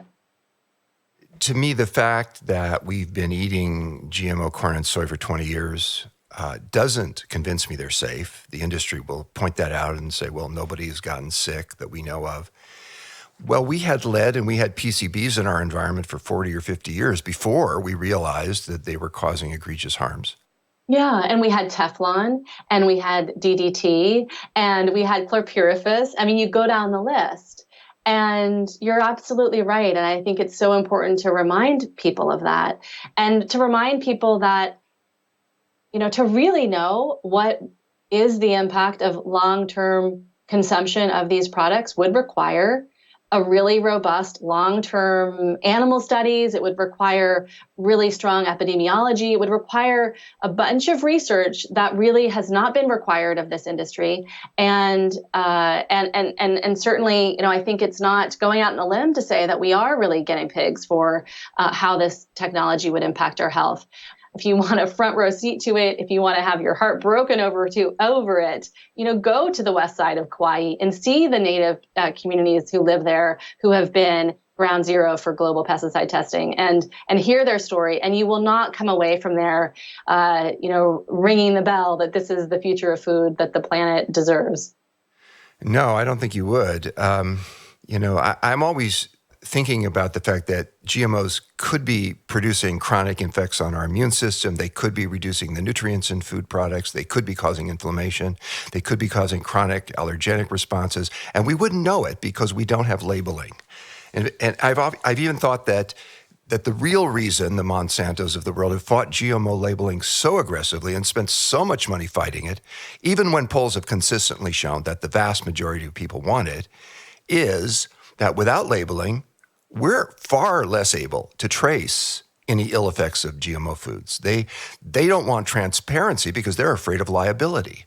Your mother, Frances Moore Lappé, famously and wonderfully wrote Diet for a Small Planet many years ago, and in which she pointed out that feedlot beef is a protein factory in reverse. But the meat, dairy, and egg industries today are telling us that factory farms and feedlots are the most efficient way to produce affordable animal products for the world's hungry. And if you want cheap meat, they're saying, this is the only way to produce it. If you want to provide adequate protein to the world, they're saying, industrial meat production is the only way to accomplish that. They're saying that if the poor are to be spared from hunger and malnutrition, we have to have abundant supplies of cheap food, including cheap meat, and therefore, factory farms and feedlots are necessary for humanitarian reasons. Mm-hmm. Anna, is there any validity to these claims? What we are seeing is just how damaging industrial agriculture production is to the very resources on which we will depend in the future to feed ourselves. And so what I mean by that is when you look at industrial agriculture, by definition, you have to grow the feed. You grow the crops, you grow the corn, you grow the soy, which then feeds into the animal production system. And as you've argued, it's an incredibly inefficient process because what you get back in calories and nutrition is a tiny fraction of what you had to put in. But what you also do in this process is you use farmland in one of the most efficient ways possible, and you pollute the environment in extreme ways. So just to give you one example, our cropland in the Midwest, largely being used to grow feed for livestock, is incredibly inefficient at taking up the nitrogen fertilizer that is used on that land. Most corn crop in this country uses less than half of the synthetic nitrogen that's sprayed on the land. And what you're having is this leaching of fertilizer into the waterways and down through our nation out into the Gulf of Mexico. And it creates what's called a dead zone, which simply means that no aquatic life can survive because it's choked by the algae bloom caused by this fertilizer runoff. And in 2017, this dead zone grew to the largest size ever, about the size of New Jersey, about 8,800 square miles. And this is a direct result of a specific agricultural system that is quote unquote efficient, and yet look at the detriment to our ecosystems and to the food stock in those waters because of this farming practice. And I could give you many other examples about how the industrial livestock production and the feed crops are undermining soil fertility and losing topsoil, about how they're impacting forest cover and driving climate change, which of course undermines our ability to feed the future, and on and on. And so I think that the argument that we need this kind of production model to feed the future stands on very shaky ground today.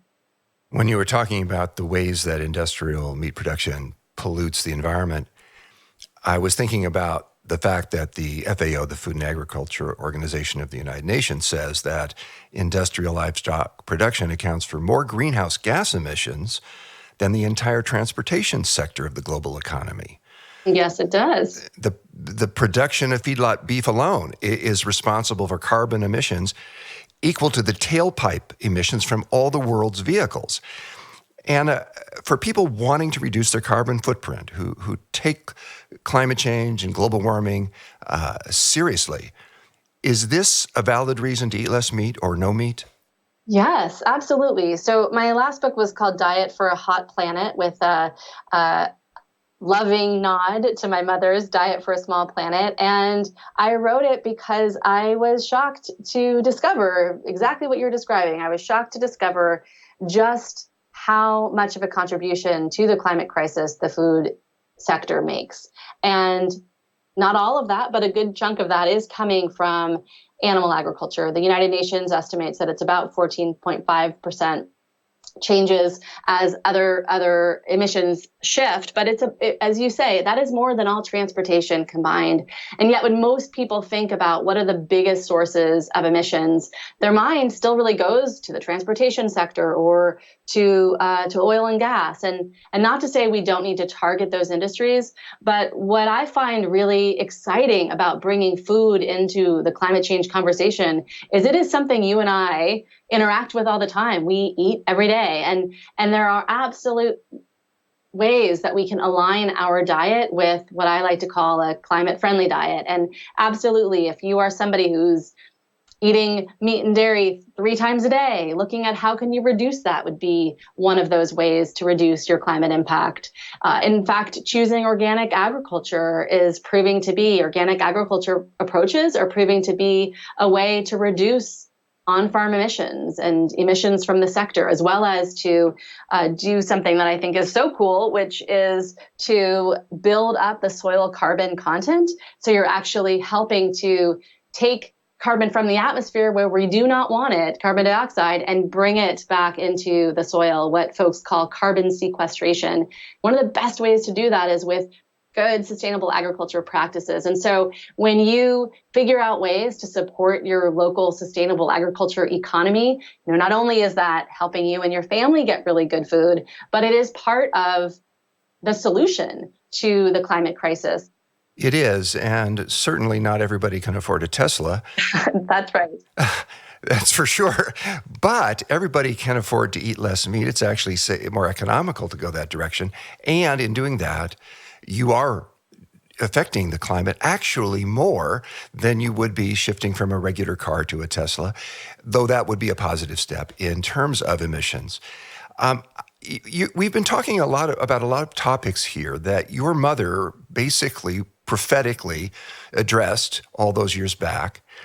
And your father, the late toxicologist Mark Lappé, also was an early and persistent and I think brilliant critic of the agrochemical industry, and in particularly of the use of antibiotics in meat production. Yeah. He wrote a book I'd consider prophetic about the threat of antibiotic resistance titled Germs That Won't Die. Now, the livestock industry today is telling us that the antibiotics used in meat production are very rarely used in human medicine. And they're saying that animal antibiotics are a critical tool to prevent, control, and treat disease in livestock and to make our food supply safer and therefore people healthier. I wish many more of us had listened to your dad when he wrote that book. But now we do have an opportunity to listen to you. And I want to ask you, Anna, is the use of antibiotics in meat production, in fact, as the industry is saying, crucial to ensuring that we have plenty of protein to eat? Or is it undermining the efficacy of the most important weapons we have in modern medicine to fight infectious disease?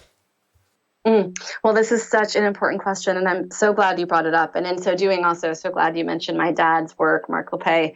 And I have to say, I want to answer this question, but before I do, I was thinking about this conversation with you, and I was remembering something that Ocean said when we must have been in our early 20s or mid 20s. We did one of our only public events together, and somebody in the audience said to him, they said, did you ever feel like you needed to rebel against your dad? And Ocean said something that totally resonated, and I loved it. He said, there is a lot of things to rebel against in this world. I didn't need to rebel against the politics of my father. And, I feel the same way about the work that my father did, the work my mother did. It feels like such an honor to be able to be really championing their messages. And I really feel like I do that in the work that I do. And particularly around this question about antibiotic use, it's one of the topics that just gets me so upset, because we know the damage that antibiotic abuse on factory farms does. We know the solution: don't use them. Other countries have banned the use of medically necessary antibiotics or the subtherapeutic use of antibiotics. We know it's possible and doesn't impact productivity. And yet the use of antibiotics is really entrenched in animal agriculture here. And so for those of you listening who don't realize this, I think we think of antibiotics as something, you give your kids sometimes when they get an ear infection, and certainly is a cornerstone of public health from some of the most, potentially devastating epidemics. What people don't realize is about 3/4 or 80% of all antibiotics used in this country, they're not being used by medical professionals. They're being used by animal agriculture producers on the factory floor. They're mostly, almost all, being used not to treat disease or even to prevent disease. They're being used at what's called a subtherapeutic level. So they're fed into the feed of livestock, subtherapeutic level. Why? To promote growth. Decades ago, some enterprising scientists discovered that these low doses of antibiotics affects the gut bacteria of livestock and can increase growth rates at a remarkable pace. And so what did that do for the industry? It created a lot more profit, because guess what? Putting a little bit of antibiotics in the feed, bulking up your animal faster, was a lot cheaper than feeding your animal more food and having them grow more slowly. And they apparently weren't concerned that this would undermine the efficacy of our antibiotics to treat infectious disease. What gives me hope, though, is that we're seeing consumer pressure and consumer protest against the use of antibiotics in meat production. The Los Angeles School District has taken some innovative steps in response to consumer demand. Can you tell us about that? In 2012, the Los Angeles School District passed a really innovative new purchasing policy called the Good Food Purchasing Program that helps the district make choices about food based on 5 core values, not just what's cheapest. And after they passed this policy, one of the contracts that came up for renewal was for their chicken. $70 million contract, multi-year contract. And instead of just automatically signing on the dotted line because the chicken was cheap, the school board and advocates started asking questions about the poultry production practices, in particular about antibiotic use. And the company that had first put in their bid basically refused to be transparent about whether or not they used antibiotics, and certainly not committing to cutting out the use. And so the district worked with and gave the contract to a poultry supplier who committed to not using any subtherapeutic antibiotics in their supply chain, which was huge, huge decision. And in the wake of that decision, you started hearing companies like Tyson starting to say, well, we're going to move away from antibiotics. And so to me, that Los Angeles story of what folks in that city did to change the purchasing decisions of that school district is having ripple effects well beyond the school district. And so while we can keep trying to push for and advocate for regulation, which we should have and we need, and we shouldn't stop that fight, I am really encouraged by folks who are making market change. And then, of course, by every single one of us, if you are choosing to consume meat products, to be looking for meat that's either organic certified or that has a third-party certification that antibiotics were not used. That's really important. I sometimes think that if somebody, for some satanic reason, wanted to undermine the potency of antibiotics, wanted to render them impotent and useless in medicine, they probably couldn't have created a system for producing and generating antibiotic-resistant bacteria that would be more effective than what we have in modern meat production. Right. And, this is not a boutique issue. The World Health Organization recently announced that antibiotic-resistant bacteria is one of the biggest public health threats on the planet today. There are so many public health threats on the planet today. It's not always easy for me to stay positive in the face of some of what's happening. There are things happening that can be really depressing or frightening when you think about them.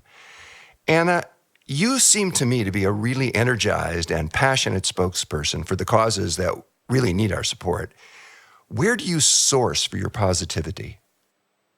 For the most part, I think I feel like, I get my sort of positivity and energy from just the joy of doing the work. And then, you get these hits. Like, I have to say, I got so depressed with the news from a week or two ago about how all of the experts were ratcheting down the findings that, a couple of years ago, saying that we turned the corner on childhood obesity and kids were Yep. less obese, and we were, progress was being made. And I'm sure you guys saw that the researchers were like, actually, we recrunched the numbers and it's worse than we thought. And, moments like that where I'm just like, oh God, but then you just got to keep going.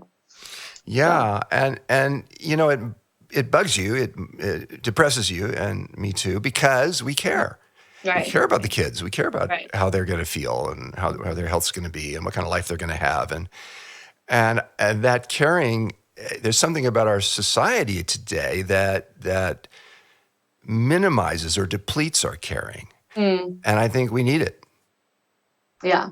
Yeah, totally. Right. So, like, I got to remember, when I feel sad, it's because it's still, I'm still feeling something. I haven't been totally numbed. Yeah. Yeah. And in a society that is as numb as ours is becoming, that may be precious. Right. Exactly. Right. Good way to think of it. Yes. Anna, you were speaking a moment ago about your wonderful parents, and I want to say something more about that and ask you a bit more about that too. Because what I see in your outstanding work as an advocate for food systems that are healthy and sustainable and socially just is that you are carrying on a family legacy. Your mother, of course, Frances Moore Lappé, is one of the most illustrious and important food movement leaders we've ever had. It's now nearly 50 years, I guess, since she wrote Diet for a Small Planet. But its central argument that hunger comes from an unjust allocation of resources, not a lack of food, couldn't be more relevant today. And your dad, Mark Lappé, testified in many, many lawsuits against corporations and led many environmental battles. And we miss his brilliance and his leadership. And now, here you are. You've become a leading voice in the food movement in your own right. The industrial food industry is spending, as you mentioned earlier, tens of millions of dollars every year seeking to shape or distort the public conversation about our food system. But when they seek to mislead us, when they spread their misinformation, their fake news, they have a formidable adversary in you and your work. And what I want to ask you, Anna, is what has it meant to you, and what does it mean to you to be the daughter of Frances Moore Lappé and Mark Lappé?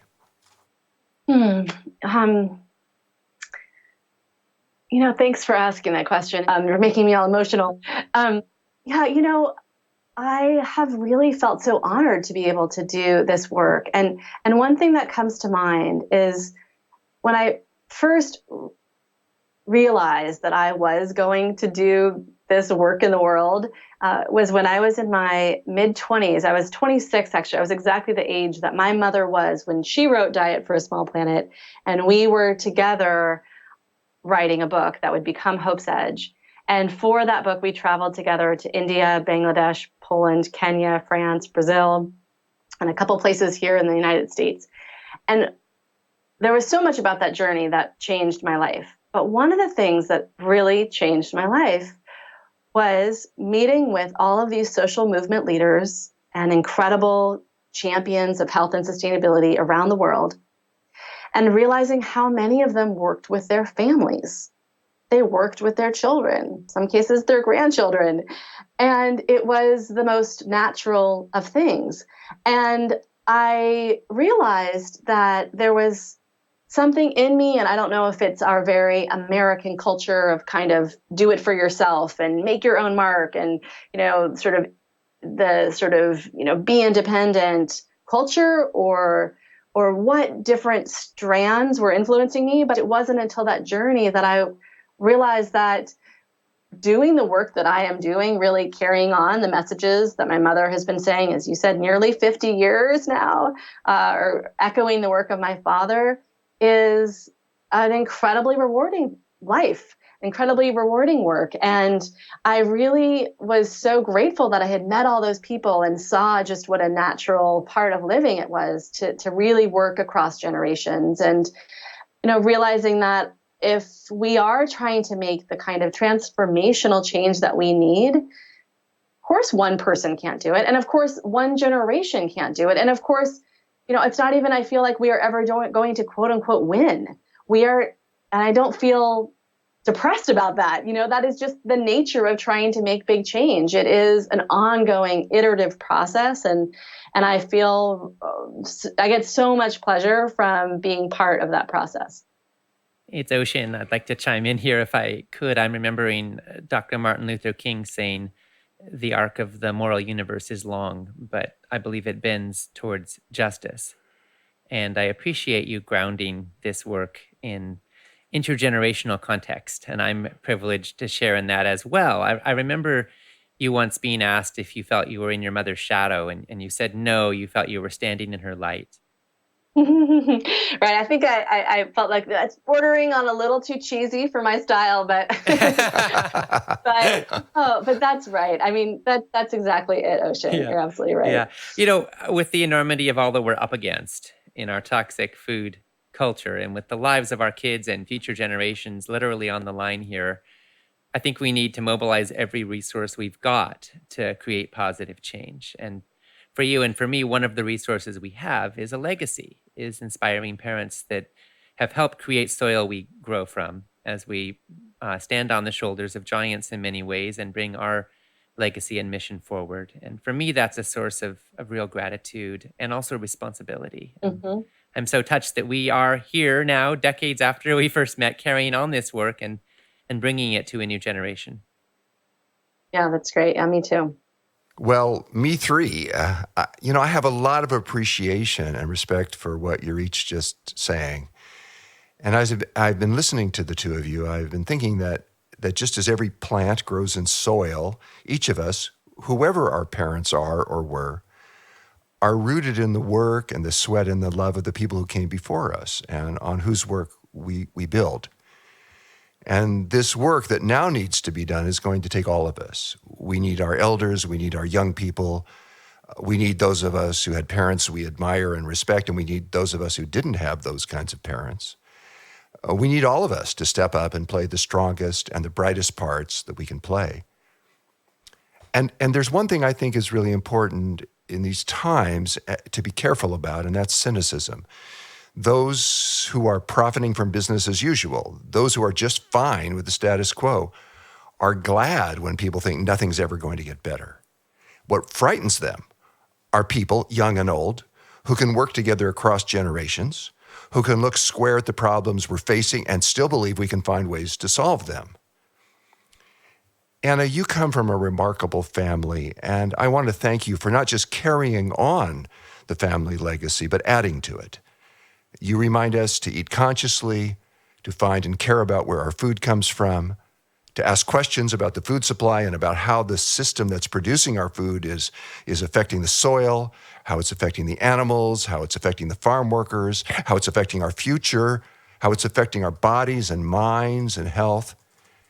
And I want to thank you for reminding us that there are solutions and that with all the struggles and loss in our world, we can still find everyday ways to make the world a little more loving and a little healthier and a little more beautiful. On behalf of Ocean and myself and everyone who's listening and everyone involved in the food revolution, I want to thank you for lighting the way for so many and, of course, for being with us today.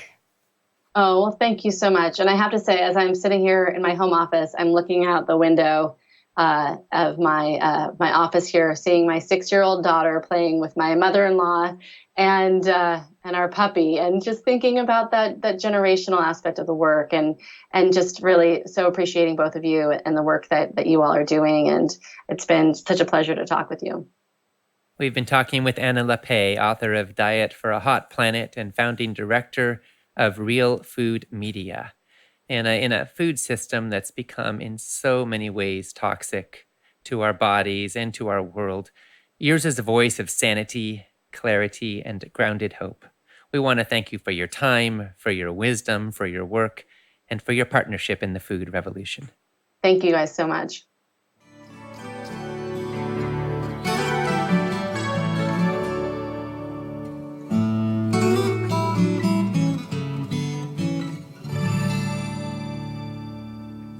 so much to Anna Lappé and to my dad and colleague John Robbins for that very moving, informative conversation.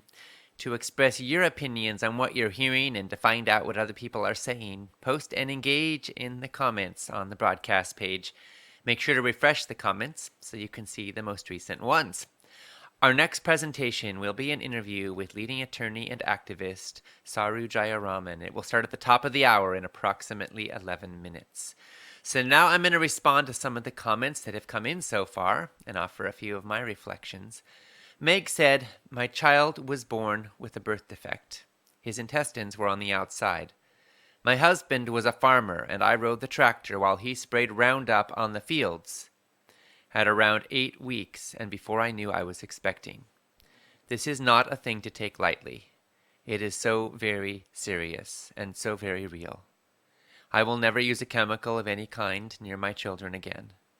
I clean with essential oils and vinegar, and we use salt, garlic, oil, and soap to combat insects in our garden.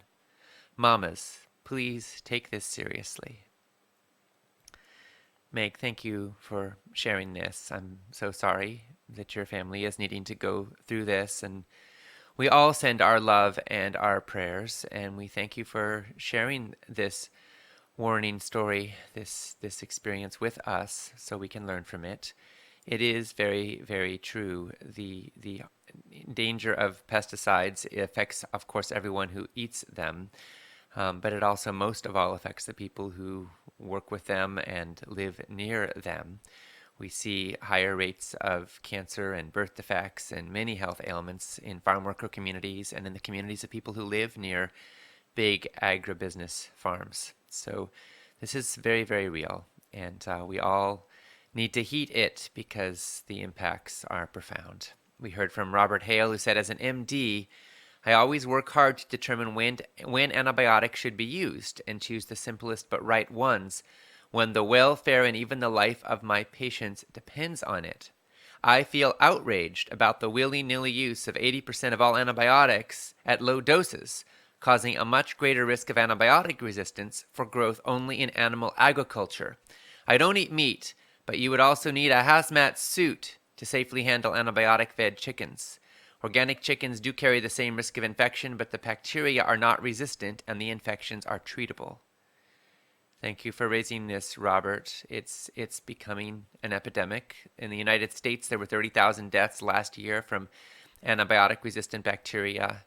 The numbers are expected to grow massively in the U.S. and worldwide in the next generation. And as we know, this is completely unnecessary. It's to hasten growth and to enable the industry to keep animals in deplorable conditions without killing them. It's time to treat the animals with respect, and it's time to ban routine use of antibiotics from animal agriculture. We heard from Christopher Cook, who said, "If you were to suggest one thing that could change the situation towards a regenerative stance, what would that be?" Well, Christopher, the truth is there is no one thing that everyone should do, in my view, because each of us is unique, and I think there are more than 7 billion parts to play in transforming our world for more than 7 billion people on the planet. But if I could wave a magic wand and support one habit change for large numbers of people, I think it would be to see the world eat way less factory-farmed meat, or perhaps none. And I want to invite you to look for a moment at the ripples that this might send out. Massive areas of the Earth's land are being used to grow crops to feed to livestock. Much of that land could go back to being forest, or could be used to grow healthy food for humans. We'd save billions of animals from torture and misery in factory farms. We'd slash our carbon footprint. We'd help to preserve the viability of antibiotics for future generations. And we could prevent untold suffering and deaths from heart disease, cancer, and so many other ailments. We could slash medical spending, which is now 19% of gross domestic product in the United States. We could build a more sustainable economy. We could build a more sustainable agricultural future. The impacts would be profound. Corin Christensen said, "I recently heard hydroponic food is not organic. The reason was organic is defined by soil. Is this true?" Well, Corinne, this is actually a very heated, very controversial topic, and the reality is that it isn't settled yet. There are many different views and opinions, and some of them held very passionately. Some people think that hydroponics can meet the letter of the law for organic food production because they can be free of chemical pesticides and herbicides. But other people feel that hydroponic food goes against the very foundation of organic agriculture because hydroponic foods are grown in tubes, not in organic, real living soil. Ultimately, when I look at how food is produced, I get curious. How is it going to impact human health? How is it going to impact our planet? With hydroponics, I wonder how nutritious the food really is when plants are only given specific nutrients we feed them and don't have access to the full range that soil normally provides, or to the diversity that comes with different kinds of soil ecosystems. And I wonder if it can really be sustainable when it looks, at least from the outside, somewhat artificial. But at the same time, personally, I am open. I'm a fan of what works. I want healthy, ethical, sustainable food for humanity now and for future generations. So I'm cautious about the long-term impact of hydroponic foods. But I'm not convinced that it can't be part of the picture. I think we have more to learn and more to discover and more to innovate here. And we should be paying attention. Sandra McCosham said, a huge thank you to all of you, and especially Chris Carr, who introduced me to this type of eating. My husband, 66 years young, a heavy meat eater, died of stomach cancer a year ago. Since then, I've been changing my diet to eat less and less meat. However, till now, I have not made the change to organic food thinking. It was just another way the industry wanted to get more of my hard-earned money, or so I thought. After hearing the speakers of this summit today, when I bought my veggies, I bought everything bio, which means organic, and I intend to keep on that way. Once more, thank you. Well, thank you, Sandra. Congratulations on taking that step. Yes, bio or organic food. There are so many advantages to it, and we're so glad you're stepping forward with this. Jennifer Foster said, I love hearing that women are being honored as cultivators of our food supply. Wouldn't it be amazing if our literature for children could reflect this with fewer images of large agricultural machines and more images of individuals, men and women, representative of the true great cultural diversity, with their hands and hearts nurturing the plants that feed us? Yes, Jennifer, I share that vision with you wholeheartedly. One of the things that I love about the work that we're doing here is the incredible stories of transformation we get to hear. I think they can be so healing because they give affirmation to the healthy, and they give hope to those of us who are struggling, and they point the way forward. There is hope, and profound healing is not only possible, it's actually common. Michelle Correa, age 48, of Linden, Washington, participated in one of our summits, and she recorded a few words to share with us, and I'm going to play them for you now. This is what she had to say. My name is Michelle Correa, and this is my food revolution story. I am a 46-year-old mother of 3 teenage daughters and wife to an incredible husband. I am full of energy, happiness, vitality, and love. But it wasn't always this way. I was the typical mother who was always so busy taking care of everyone that I often put myself last. Our lives were so busy that we ate a lot of processed and packaged food and items I thought were healthy that are marketed that way in the grocery stores. I was overweight, had a hip that would wake me up at night because it was sore, and hands that ached 24/7 from the arthritis in my knuckles. Don't get me wrong, I was still happy and full of love, but I knew that I had to make some changes if I wanted to live a long and healthy life and to be a healthy role model for our daughters. The Food Revolution Summit really opened my eyes to the depth of the issues surrounding our food supply system. I found out how big companies are pushing their agendas through the government and how their agendas are most often best for their bottom line, but not for our health. I feel angry when I think of all the things I had been feeding my family that were advertised as healthy, that were actually making us sick.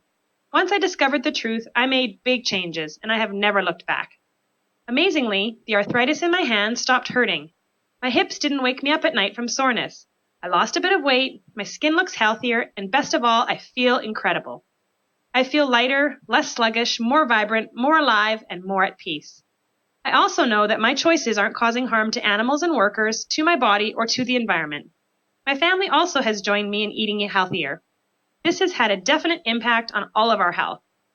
As I became even more energetic than I already was, and filled my body with all the goodness that plants provide, I also took up exercising, and am now one of those people who regularly exercises no matter what, 3 to 5 days a week. This was a huge change. I have purchased 2 years of the Food Revolution Summit, and it has been an important part of my journey to better health. There is so much useful information to absorb, and the interviews are excellent. The depth of the interviewees is amazing, and I have listened to the presentations many times. With each listening, I gain an incredible amount of knowledge. The Food Revolution Summit just might change your life too. You will come away better educated to make important decisions for yourself. You will become aware of questions you should be asking that you never knew you should ask. You will become a voice to stand up for the health of our environment, our food supply system, and everyone involved. And if you listen, you will become healthier. I know I have.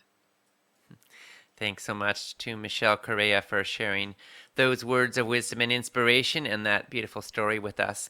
We heard from Barbara Engler, who said, "I have no doubt that if I wasn't empowered with the knowledge that the Food Revolution Network and Summit have provided to me, I might not be here today. The quality of my life is the best it can be. It has ignited the passion in my life to spread this information to all my family and virtually everyone I know. I take notes best as I can and am compiling magnificent quotes from yourselves and from the magnificent panel of experts." Well, Barbara, we thank you so much for spreading the word, and we want to help you. And you don't have to take notes anymore because we're going to gift you with an empowerment package. So now you will own this entire summit, all the recordings, all the transcripts for life. Congratulations. And now it is time for us to move to the next segment of our broadcast, an interview with Saru Jayaraman.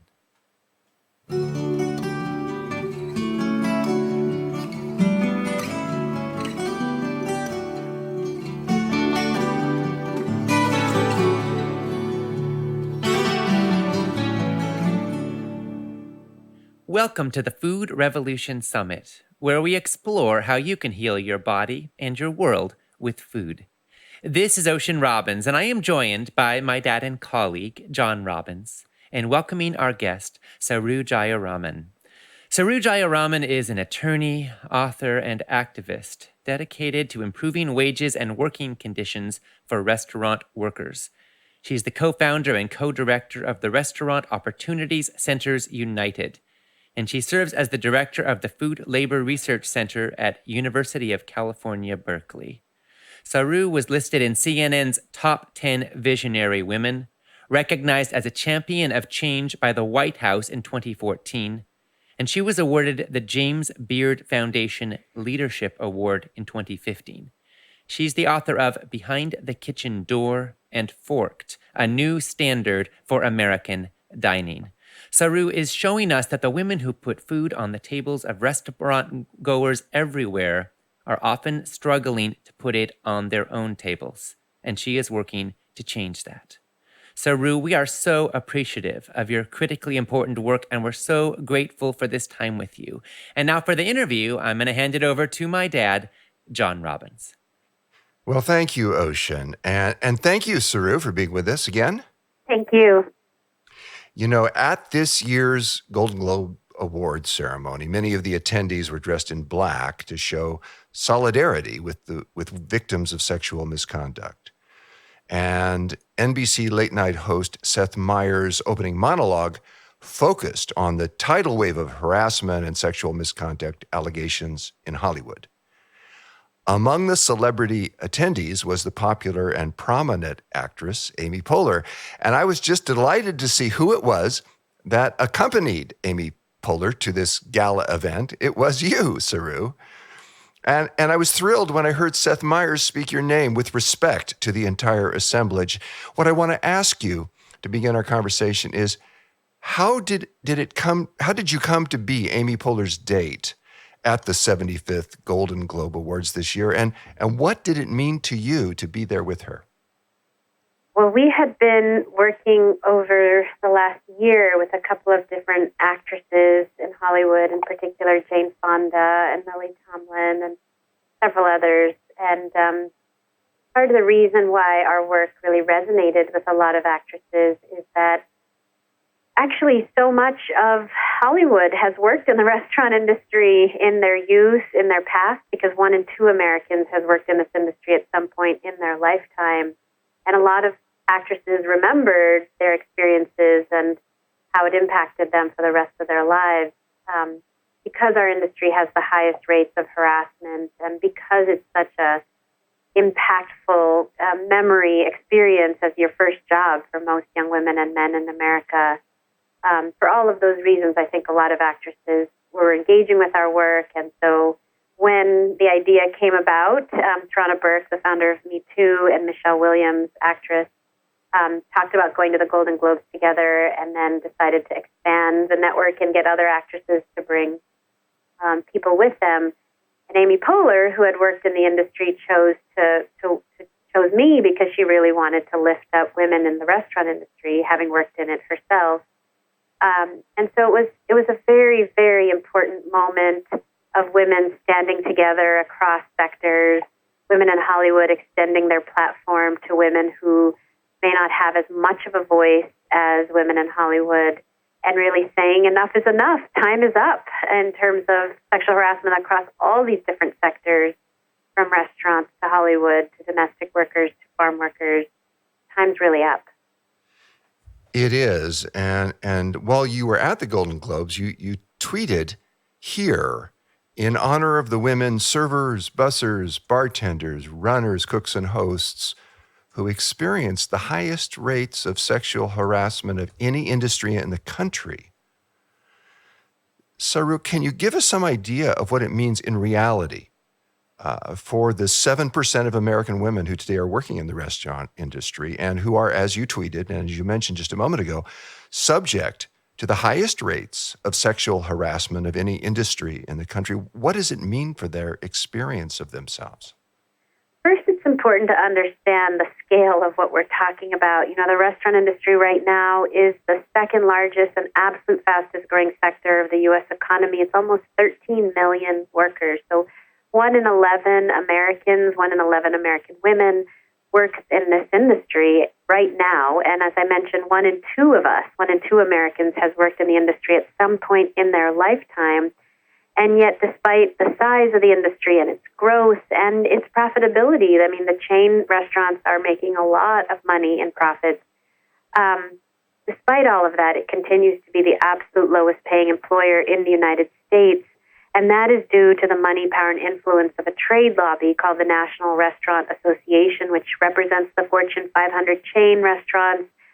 We call it the other NRA, because it's a very powerful lobby that a lot of people haven't heard about. It, you know, for your audience that cares about food, you should know it's the same lobby that fights vitriolically against trans fats regulations and GMO labeling and regulations on CAFOs and factory farms and really any kind of regulation of the food system. The Restaurant Association has been just an incredible lobbyist against. I know the National Restaurant Association has also lobbied very hard to keep tipped workers' wages as low as possible, often forcing these workers to live almost entirely on the tips they get. Saru, how did the practice of tipping originate in the first place? Tipping as a practice originated in feudal Europe. It was an extra, like a bonus that aristocrats gave to their domestic, serfs and vassals. And when the idea came to the States in the 1850s and 1860s, it was right around the time of emancipation. And the restaurant lobby at that time demanded the right to hire newly freed slaves, not pay them anything at all, and let them live on customer tips, which of course is a mutation of the original concept of a tip being an extra, as it was in feudal Europe. And so that idea that a black workforce, even at that time, a female black workforce, could receive a $0 wage and live on tips was actually codified into the first minimum wage law that passed in 1938 as part of the New Deal, which gave tipped workers a $0 wage as long as tips brought them to the full minimum wage. And we went from 0 in 1938 to $2.13 an hour, which honestly, every time I say it, and I say it 100 times a day because I speak so much on this issue, it's just appalling that in 2018 you have an actual minimum wage in the United States of $2.13 an hour that millions of people, mostly women, live on, because 70% of tipped workers in the United States are women. They mostly work at casual restaurants like IHOP and Applebee's and Olive Garden.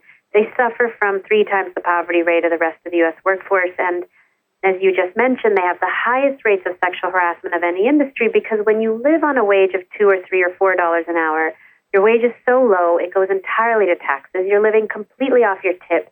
And you have to put up with whatever the customers do to you, whatever they do to you, whether they touch you or they talk to you a certain way or they treat you a certain way, you've got to smile and take it because the customer's paying your bills, not your employer. And then the manager tells you, dress more sexy, show more cleavage, wear tighter clothing in order to make more money in tips, so that women in our industry are not just told, tolerate the harassment. They're told to go out and get it. They're told to go out and encourage it because doing so will make them make more money in tips. So we have the highest rates of harassment because we are the industry that forces women to essentially please the customers at any cost and puts them in this very vulnerable situation of either earning zero if they're not willing to put up with it, or more money if they are willing to put up with it, and even that they are encouraged to encourage it. In our conversation a year ago, you spoke of a young woman who was working in an Olive Garden restaurant in Indiana, and she was earning $2.13 an hour, which is the wage for tipped workers in that state. And she was struggling a lot as a single mom. And as well as the constant struggle of not being able to feed her child or pay the rent, she had to deal with a manager in that restaurant who was notorious for grabbing women and touching them, even putting his hand down their pants. And when these women who worked at the Olive Garden complained, they were fired. Well, what I want to ask you, Saru, is what does it do to a young woman, maybe working her first job ever, to be basically told, don't complain about it, this is part of the job, and if you do complain, you'll get fired? As we talked about, if 1 in 2 Americans, 1 in 2 women has worked in this industry at some point in their lifetime, you know that this is the first job for most young women in America and most young men. And this is how both young women and young men are trained in the world of work. This is how they are taught what's acceptable, tolerable, legal in the workplace, how they can, a young woman is told how she can succeed. It's by going out and getting harassed. It's by getting more men to harass her. When you are a young woman having to live on tips, whether you're young or you're older, it doesn't matter. If you're living on tips, it means every other man in the restaurant has power over you. The customer clearly has power over you because they could give you nothing or something to feed your family. The other workers, your coworkers, have power over you. The kitchen staff has power over you because they know they need to produce the meal that you need to please the customer. So I was recently on NPR, and a young woman called into the show and said, I didn't even know that it was harassment until you talked. But as a server, every day you go into the kitchen to ask for a certain meal, or the customer wants their steak a certain way. And she said that the kitchen staff makes me show my breasts to get the meal done a certain way in order to please the customer, to get the tip. So the kitchen staff knows they have power over her. The managers clearly have power over her because they can assign her a certain table that tips better, or a certain evening shift, like a Friday night versus a Wednesday breakfast where you can make more money in tips. They could assign her a certain day. They could assign her not at all. They could reduce her schedule altogether. And so the manager has power over her. The coworkers have power over her. The customers have power over her. Everybody has power over her because her income is variable and theirs is not. Her income could be $0 or it could be $200, all depending on whether she can get what she needs to please the customer. And that situation as your first experience as a young woman shapes you for the rest of your life. We've had, lots of prominent women tell us, I've been sexually harassed more recently in my current career, and I'm talking about celebrities and senators and, executives tell me I've been harassed in my current job, but I didn't do anything about it because it was never as bad as it was when I was a young woman working in restaurants, which means our industry doesn't just have the highest rate of harassment, it also sets the standard for the rest of the economy, for the rest of women's lives, and even for men. It sets the standard for how we treat women in America. There was a recent feature article that appeared in the New York Times, and it told of a young server at a restaurant in Georgia whose customer held her tip money in his hand and said, "So, you going to give me your number?" She wrote it down, but she changed one of the digits. And the article also spoke of a waitress in Portland, Oregon, who swallowed her anger when a man patted his lap and beckoned her to sit on it, saying, "I'm a great tipper." And the article also spoke of a server at a steakhouse who just didn't know what to do when a group of men offered her a $30 tip if she would answer a question about her pubic hair. Saru, a lot of people think that tips are a way to reward good service and punish bad service, but it seems that tips are being used, or at least sometimes used, as weapons to force women to accept sexual harassment. That's right. All the data, and there's been so much research. I mean, it's pretty irrefutable at this point. Eater had a recent long-form article. I think the title was, "The Data is Now Irrefutable. Tipping reflects the worst ills in our society." And it's the data shows tipping is not correlated with service. Tipping is correlated with your gender, with your hair color, your eye color, your skin color. If you're a woman, it's correlated with your breast size. As a man, you earn more money in tips than a woman. Certainly if you're white, you earn more tips than a person of color. All of these things really impact how much you make in tips. And for a woman, certainly one of the biggest factors in getting a tip is the extent to which you please the customer and tolerate or even encourage this kind of behavior. So the point is that if tips were really what they were meant to be, as they were in feudal Europe, an extra, something not that is everything that you depend on and live on, but actually just an extra, then we would see far less harassment, and we have the data to prove it. There are 7 states that got rid of this system many decades ago, including California. And the 7 states require the restaurant industry to pay the full minimum wage with tips on top of that. And we've done all the research that shows that these 7 states have higher restaurant sales per capita, higher job growth in the industry, higher job growth among tipped workers, higher job growth even among servers and bartenders. So all of the threats of the Restaurant Association that if they had to pay workers, their industry would fall through a sinkhole in the ground, it's just not true. I mean, the industry is larger and faster growing in California than any state in the country.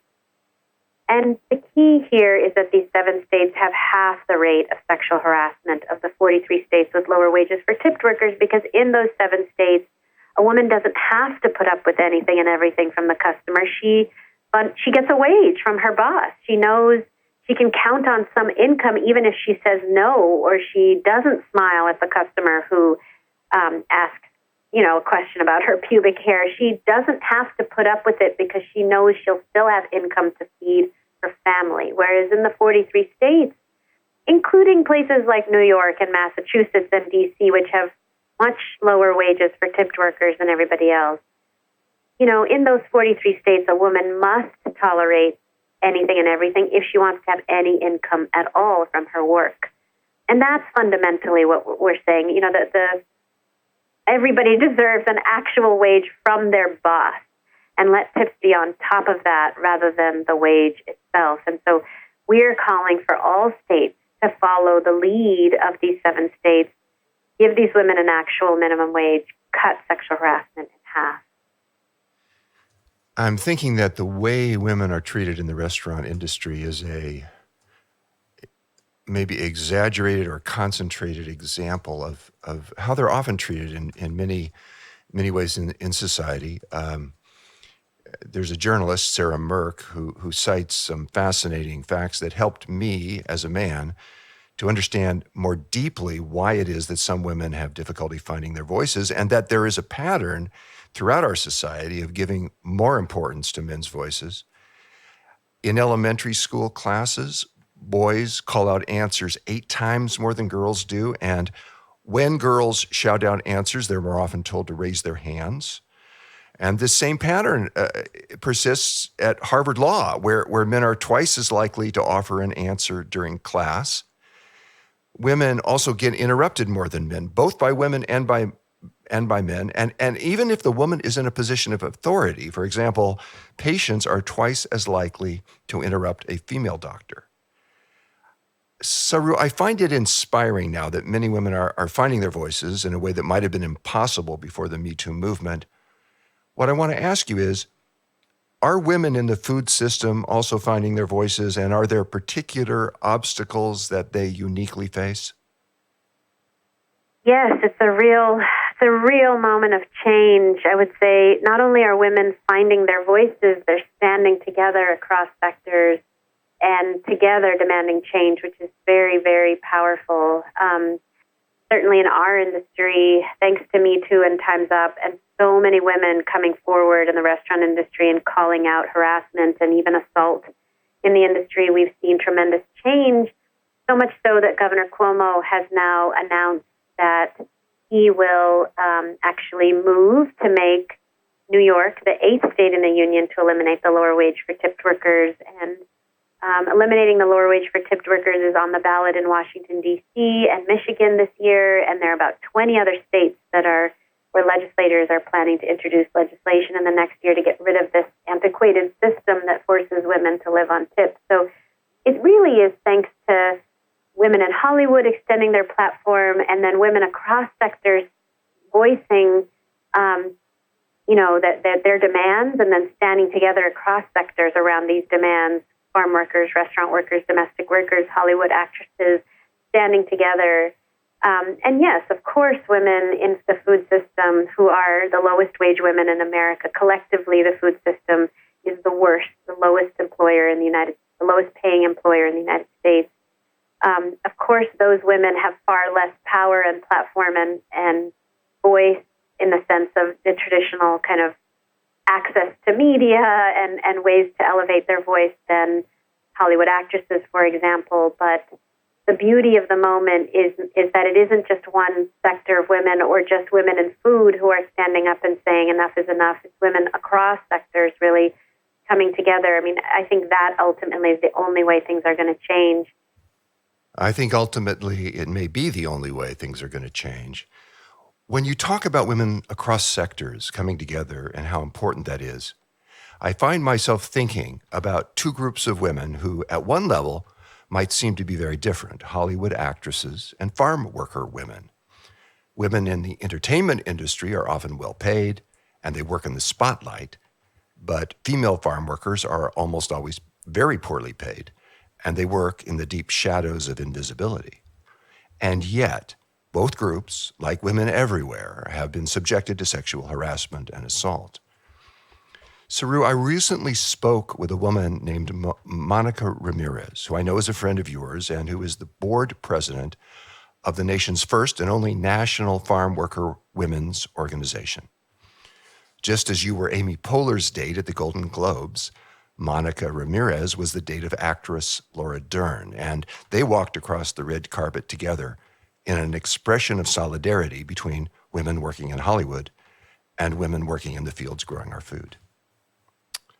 I saw a recent report by Human Rights Watch that found that sexual harassment and violence experienced by farm workers is so common that some female farm workers see it as part of the job.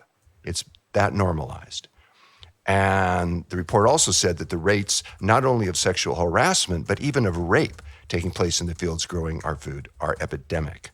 When I spoke with Monica Ramirez, she added that women as young as 12 are often recruited for agricultural work with the explicit intent of sexual harassment. Now, I don't think anybody wants the women who grow our food to be subject to sexual harassment, much less rape, simply because they show up for work. That is just horrific. It needs to be exposed and it needs to be stopped.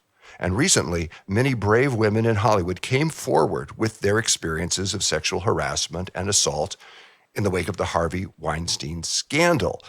In response to that, Monica Ramirez and her organization wrote an open letter to the women of Hollywood. I found their letter to be so moving that I recorded Monica reading it, and I'd like our listeners to hear it now. So this is Monica Ramirez, board president of the nation's first and only national farm worker women's organization, reading the open letter she and her group wrote to the women of Hollywood. Dear sisters, we write on behalf of the approximately 700,000 women who work in the agricultural fields and packing sheds across the United States. For the past several weeks, we've watched and listened with sadness as we've learned of the actors, models, and other individuals who have come forward to speak out about the gender-based violence they've experienced at the hands of bosses, co-workers, and other powerful people in the entertainment industry. We wish that we could say we're shocked to learn that this is such a pervasive problem in your industry. Sadly, we're not surprised because it's a reality we know far too well. Countless farmworker women across our country suffer in silence because of the widespread sexual harassment and assault that they face at work. We do not work under bright stage lights or on the big screen. We work in the shadows of society in isolated fields and packing houses that are out of sight and out of mind for most people in this country. Your job feeds souls, fills hearts, and spreads joy. Our job nourishes the nation with the fruits, vegetables, and other crops that we plant, pick, and pack. Even though we work in very different environments, we share a common experience of being preyed upon by individuals who have the power to hire, fire, blacklist, and otherwise threaten our economic, physical, and emotional security. Like you, there are few positions available to us, and reporting any kind of harm or injustice committed against us doesn't seem like a viable option. Complaining about anything, even sexual harassment, seems unthinkable because too much is at risk, including the ability to feed our families and preserve our reputations. We understand the hurt, confusion, isolation, and betrayal that you might feel. We also carry shame and fear resulting from this violence. It sits on our backs like oppressive weights. But deep in our hearts, we know that it is not our fault. The only people at fault are the individuals who choose to abuse their power to harass, threaten, and harm us, like they have harmed you. In these moments of despair, and as you cope with scrutiny and criticism, because you've bravely chosen to speak out against the harrowing acts that were committed against you, please know that you're not alone. We believe and stand with you. Saru, what goes through your heart and your mind as you hear these words spoken on behalf of farm worker women? Well, I just think it's so important for women, girls and women across all sectors, to absolutely know it's never their fault. I mean, all of us, even me, we grew up with all different forms of oppression and abuse, being told that we're, don't look a certain way, or if we do, then that we're asking for it. We've all experienced I don't know a woman who doesn't have a story to tell, a Me Too story to tell in some form. We need to know it's not our fault. We definitely need to call out people who are engaged in the abuse, and we can't stop there. We have to think about how we really change this at a structural level that goes beyond, as I said, just training ourselves and educating ourselves, but really gets to fundamentally the power we have to do something about it.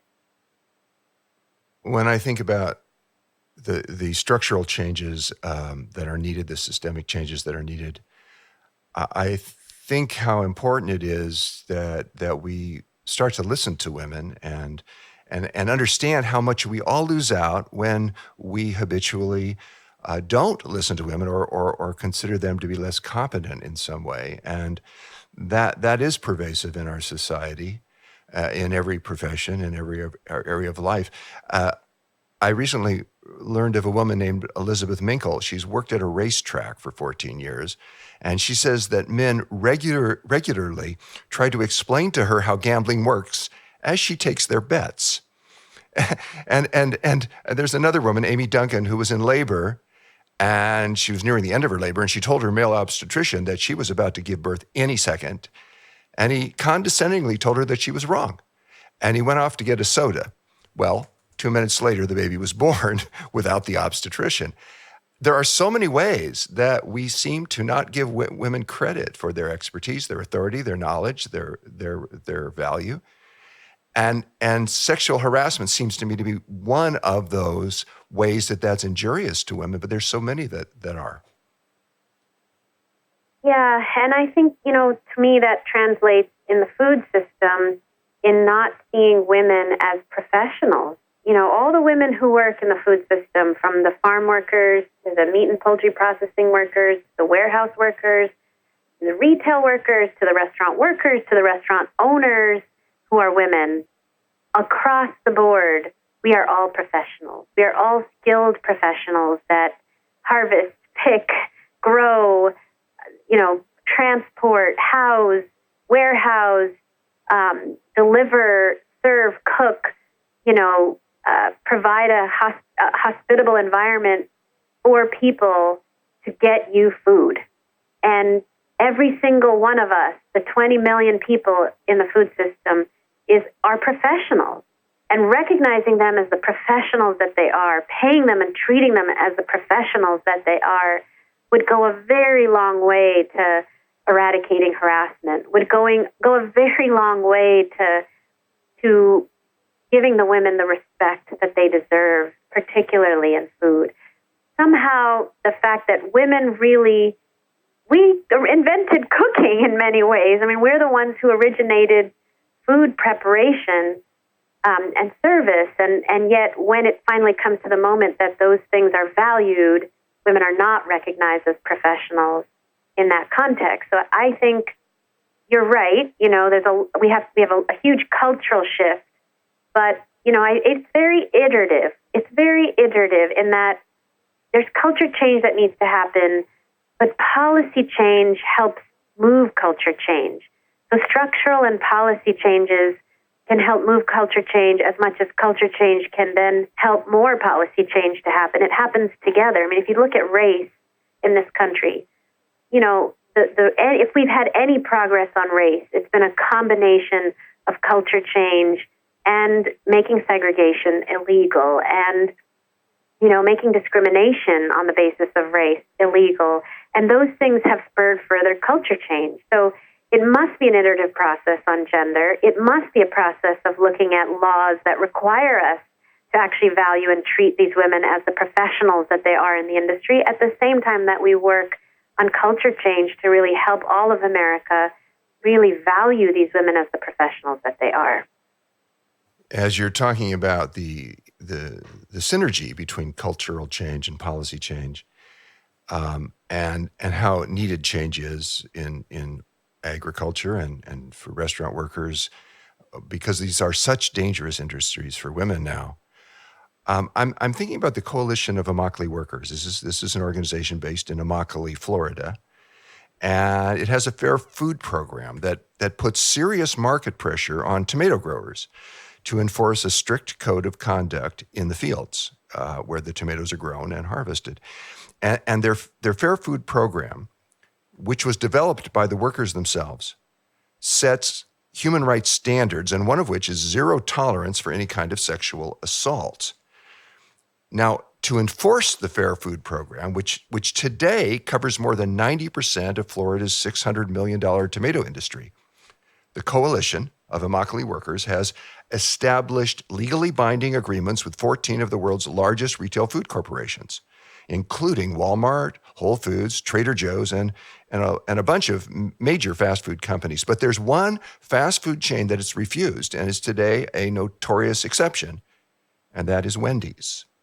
Now, it would cost Wendy's only 1 penny per pound of tomatoes to join the Fair Food Program and virtually eliminate sexual abuse for farm workers picking the tomatoes the fast food chain sells.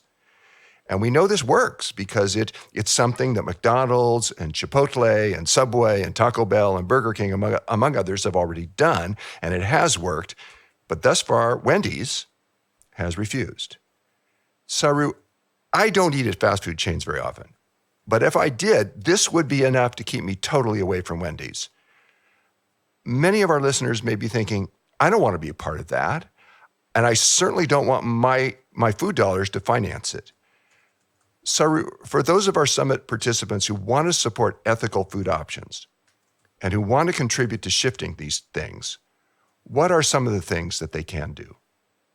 Just like in the example of the Coalition of Immokalee Workers, there are what we call high road restaurants. There are high road employers regardless of where they are in the food system, restaurants or, food retailers or farms. There are high road employers who take the high road to profitability, who treat their workers well and pay them well.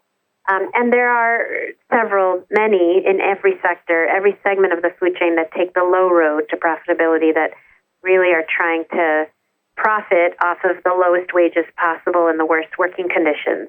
And it is basically imperative for us as consumers to encourage more employers to move from the low road to the high road by supporting high road employers and by pushing low road employers. So in our case, in the restaurant industry, we've got about 500 restaurant owners that have joined our High Road Employer Association called RAISE, Restaurants Advancing Industry Standards and Employment. So they're fabulous restaurant owners. They're great food retailers. Costco, for example, is a model food retailer with comparison to Walmart or any of the others.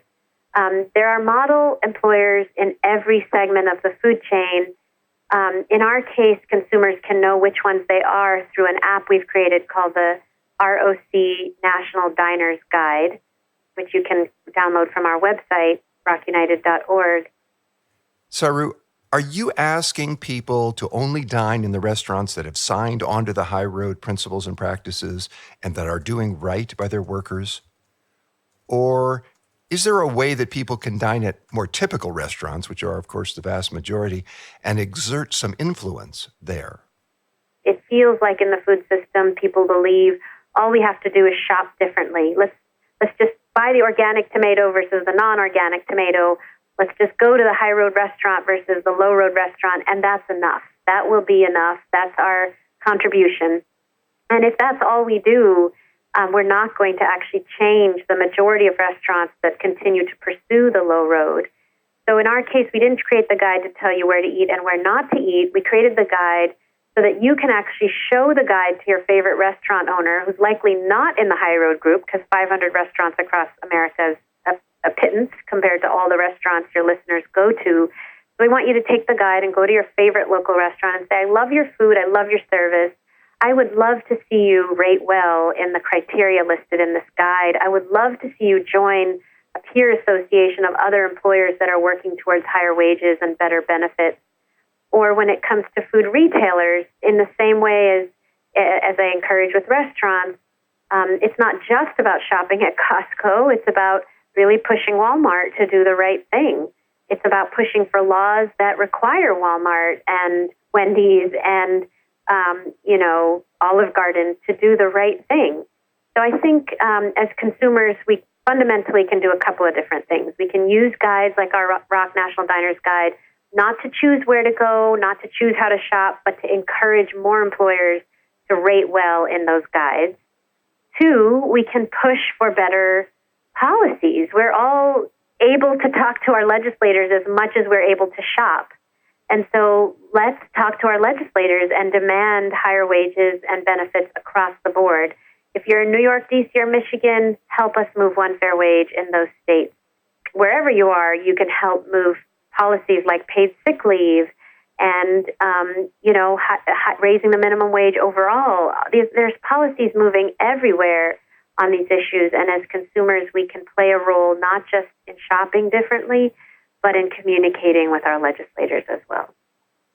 You mentioned paid sick leave. I understand that, and correct me if I'm wrong about this, but that in many restaurant jobs, there isn't paid sick leave currently.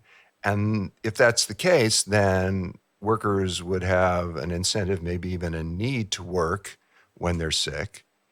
And I would think that might, given that this is a food industry, that might actually be a health risk for diners and for others workers in the establishment. Is that accurate? Absolutely. 90% of restaurant workers don't have a single paid sick day. That means 2/3 cook, prepare, and serve their food when they are ill, with everything from, we've heard stories of workers working with typhoid fever and pink eye and H1N1, and that's a tremendous risk to consumers. The CDC, the Center for Disease Control, reports that 50 to 90% of all norovirus outbreaks can be traced back to sick restaurant workers. They've also done studies of workers working with severe diarrhea and digestive issues, that it is kind of incredibly high in the restaurant industry and contagious. And so these are real threats to the public health, to our food systems that exist across the food system, not just in restaurants. And again, it's the National Restaurant Association that has been fighting to stop paid sick leave laws from passing, to fighting to keep wages from going up. And so when we, again, come back to this issue of sexual harassment, you have to see all of these issues as connected. If you don't have the ability to take a day off when you're sick and you have to go to work to earn those tips, again, you're much more vulnerable to sexual harassment because you're there, sick, having to do whatever it takes to get income to feed your family. Or if your child is sick, or if you need money for medication, you have no health insurance, because also 90% of these workers don't have any health insurance. Again, you need to do put up with whatever you put up with from the customer in order to feed your family and tips, in order to cover your medical costs and tips, in order to take care of your child. There are, as you've mentioned, a number of states who have gotten rid of the lower wage for tipped workers. So restaurant workers in these states are paid a full minimum wage. And you've said that this has resulted clearly in a decline in the amount of sexual harassment in restaurants in those states. Saru, if we were to pay minimum wage salaries to tipped workers across the board in every state, many people fear that this would raise the price of food, and that would hurt the poor the most. What I want to ask you is, we have states that have done this. What has happened to the price of food for the consumers and the price of food in the restaurants and the viability of restaurants in those states? Well, we've studied at length. We've done what's called statistical regression analysis in those 7 states. As I mentioned, we find they have higher restaurant sales per capita, higher job growth in the industry, higher job growth among tipped workers and servers, half the rate of harassment, and really no difference in menu prices. We've looked at, for example, Applebee's prices in California versus New York and D.C. They're exactly the same, even though in California, tipped workers' wages are going up to 15, and in D.C., they are at 3, going up to 5. So there's really, you might ask yourself, well, how is that possible? How are they paying so much more? Well, there's lots of reasons. First of all, it's not a dollar for dollar pass-through. There's lots of other costs a restaurant has to incorporate into a menu, including food costs, which have really gone up over the last many years. And nobody ever talks about, menu prices reflecting food prices going up. For some reason, we're very fixated on, well, wouldn't wages going up hurt us in terms of our menu prices? But food prices have gone up, rent has gone up. There's many other factors in determining a menu price, not just labor. But also, one server serves many customers. So it's not a $1-for-$1 transfer. And maybe more importantly, we see, our research shows, paying workers more vastly reduces employee turnover in an industry that has the highest rates of employee turnover of any industry in the United States, so that workers are able to stay longer, develop their craft, increase their customer service, ability to sell, ability to please the customer. All of those things go up when a worker is stable, doesn't have to worry about how they're going to feed their family, when they are able to stay in one place over a long time rather than continuously looking for a different job that will pay better. Cutting employee turnover is just one of the many savings that we find employers get when they pay people more. We've not seen really dramatic menu price increases in any state that has one fair wage. And in fact, in the last couple of years, some of the 43 states have started to raise their tipped worker wages, even if they've not gone all the way up to one fair wage. And we still haven't seen any real significant menu price increases in any of those states. I wonder what would happen to food prices if we guaranteed a minimum of $15 an hour to every worker in the food system across the board. We did a national study, myself and a professor from UC Santa Cruz, Chris Benner. He and I did a national study called A Dime a Day, at which we looked at, what if we were to give a $15 wage to every worker in the entire food system? And we assumed that every employer in the food system passed on 100% of that labor cost increase to the next purchaser up in the food chain, which never, by the way, happens. You never pass on 100% of the labor cost to the next purchaser, next in the supply chain. But let's assume that they did. It would cost the average American consumer 30 to 40 cents a day more in all food bought outside the home. That's groceries and restaurants combined. And again, that is because there are so many savings that come from investing in your workforce, including reducing turnover. It is because in most cases, employers learn how to work wage increases into their business model. It is because over time, you see greater productivity and greater customer service from workers. And so there's a lot of savings there. You can look at the research that we've put out, or frankly, you could just come to California or, fly from, or go online even and look at the Applebee's menu in Washington, D.C., where the wage is currently $3.75, and compare it to the Applebee's in Fresno, where the wage is $12 going up. And you'll see the prices are exactly the same. And so we know it's totally possible. And if any listener would hear that and say, well, maybe the Applebee's in California is making less in profit, then I would say, well, why is Applebee's and all of the restaurant chains growing faster in California than they are anywhere else in the country? I think part of the answer might be that when people are paid a decent wage, a living wage, their morale is higher. And then when a restaurant goer comes into a restaurant where that's the environment, that's the atmosphere, it's a more pleasant experience. It's a more positive experience for everybody involved. That's right. And you don't feel like you're a predator exploiting people. You feel like you're in a community with people. And to me, that's a much more positive restaurant going experience. And I would imagine that would lead to restaurant growth. That's right. We see that across the board. We've done research with 1,100 restaurant owners across the country, quantified how much employee turnover costs employers. We did that together with Rosemary Bada, professor at Cornell University, and found that, again, you can cut turnover in half with higher wages and better working conditions in the industry with the highest rates of employee turnover.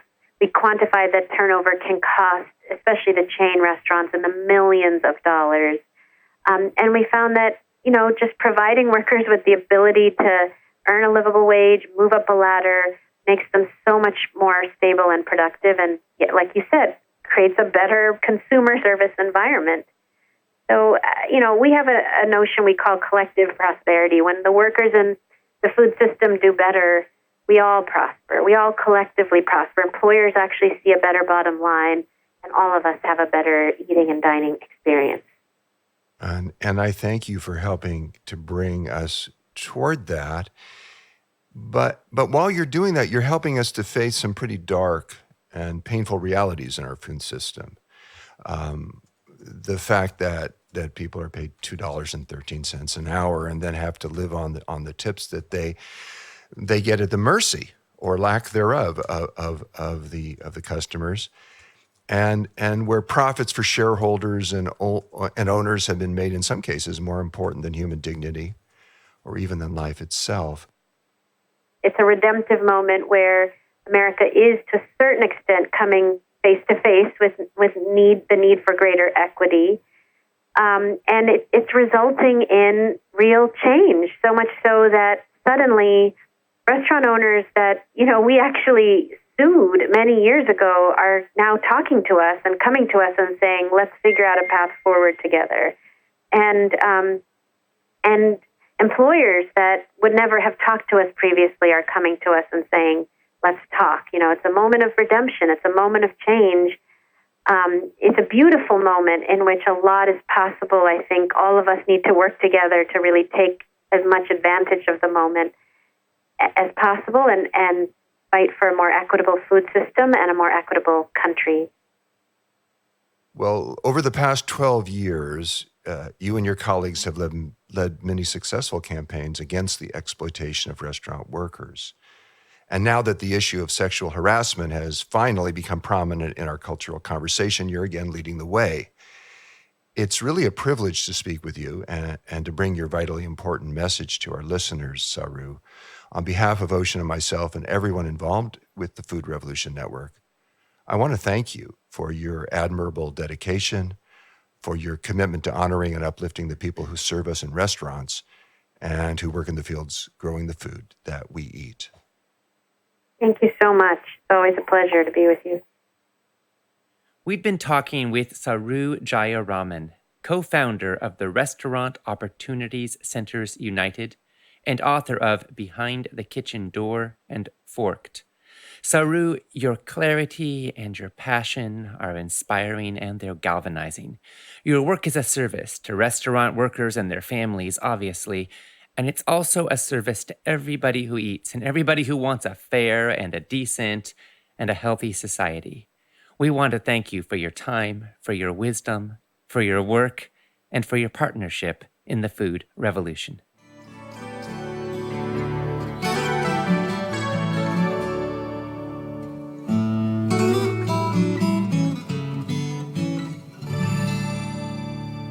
Thank you so much to Saru Jayaraman and to my dad and colleague, John Robbins, for that powerful conversation. To express your opinions on what you've been hearing and to find out what others are saying, post and engage in the comments on our broadcast page. And make sure to keep refreshing those comments so you can see the most recent ones people have submitted. And now I want to respond to and share a few of the comments coming in. Cheryl Anderson said, I was surprised to see the subject of Saru's talk included in the Food Revolution Summit. Thank you, John and Ocean, for bringing such an important subject to light. It was a powerful and enlightening insight into this subject. I am grateful that you have so generously given time for this issue. This summit is broadening my knowledge and outlook in ways I never expected. Laura Petrick said, thank you, Ocean and John, for bringing all the issues involved in food, especially the current issue that Saru Jayaraman is speaking on. I have worked in many positions in the restaurant industry. I have experienced many, if not all, of these examples of sexual harassment. It's about time we come together and take a stand. Yes, Laura, it is. There are so many opportunities for us to truly stand for healthy, ethical, and sustainable food for everybody. And we can look at every aspect of how food is grown, how it's prepared, how it's served, how it's processed, and of course how we eat it. And every single link in the chain represents another opportunity to bring awareness and to take a stand for the values we have, for the lives we want, and for the world we want. We heard from Colette Purcell, who said, my sister is a server in Oregon and had been for years. Oregon passed a sick leave law last year. This is the first time in more than 10 years she's been able to take sick time when she's sick and not worry about whether or not she can make her bills if she's sick and still be able to provide for her son. She has had to work several times when she was sick because she couldn't afford the time off. She's a single mom. Colette, thank you so much for sharing this. And obviously, this doesn't just affect restaurant workers. We all risk sickness when we eat in a restaurant that's staffed by sick people who are handling our food. So there's a stake for everybody in humanity here and in creating a system where people who are sick can take time to care for their health. We heard from James Abrams, who said, which are the 7 states that mandate a minimum wage plus wages on top of the wage? I'd like to know if my state is one of those that doesn't have a minimum wage for restaurant workers. Well, James, the 7 states that Saru mentioned are Alaska, California, Minnesota, Nevada, Oregon, Washington, and Wisconsin. Those are the states that mandate that tipped workers also be paid at least the same minimum wage as everyone else. Again, those are Alaska, California, Minnesota, Nevada, Oregon, Washington, and Wisconsin. Other states do not. Kingston Brake said, "This is the most important information I have ever learned. Thank you for the enlightenment and the empowerment. This summit not only is changing my life, but may have literally saved it.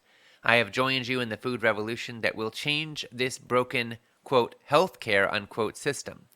Food is the foundation of health." Thank you, Kingston. All blessings to you in applying everything you are learning. And thank you for your commitment to changing the broken, as you say, healthcare system. We all know, of course, that it's not really caring for our health. It's focusing on treating the symptoms of disease. And together, we are turning the tide. We are reclaiming our health. We are taking charge of our health. And we are shifting the way that the healthcare system works and the way that the food system works. I think it's time for healthcare system to act like food matters, and I think it's time for the food system to act like health matters. We heard from Renuka Hiralal from South Africa, who said, "Thank you, John and Ocean. Words have failed me to express my gratitude for your dedication, time, knowledge, and wisdom, putting together such an inspiring food revolution. Also to bring together such inspiring speakers from around the world. My quest for knowledge and wisdom started at age 5, and I've now dedicated my life to bringing organic farming to our beautiful country, South Africa. To me, food is medicine, and the quest to move our community to a healthy lifestyle, just listening to this summit, has inspired me with renewed energy and vitality." Thank you so much, Renuka, and everybody from participating all over the world. We have, of course, a lot of U.S. focus because a lot of our speakers are from the U.S., but this is such a global issue and such a global movement, and we have participants from 180 countries, and we want to thank you and welcome all of you and let you know how much we appreciate your partnership in this food revolution. We heard from Diane Hinson, who said, "As someone who served to protect my country, I am so deeply saddened that I was helpless to stop what is happening to the citizens and country itself. Our children deserve safe food, a safe environment, and an education that allows them to make healthy, safe choices. I've recently been asked to pray for an 11-year-old boy who is battling cancer for the second time. How many children are we willing to watch die from this horrible disease before we say, enough? I have never in my life encountered so many sick and medicated kids. It's more than my heart can take. Why are we so willing to feed our poor the worst food and keep them sick and then complain that our medical care and our insurance are overburdened? I didn't sacrifice so much to serve this country just to end up here. I pray fervently for an awakening. We need to wake up and end this. It's as simple as our food. We all deserve safe, organic, non-GMO, nutritious food." Yes, we do, Diane. We really do.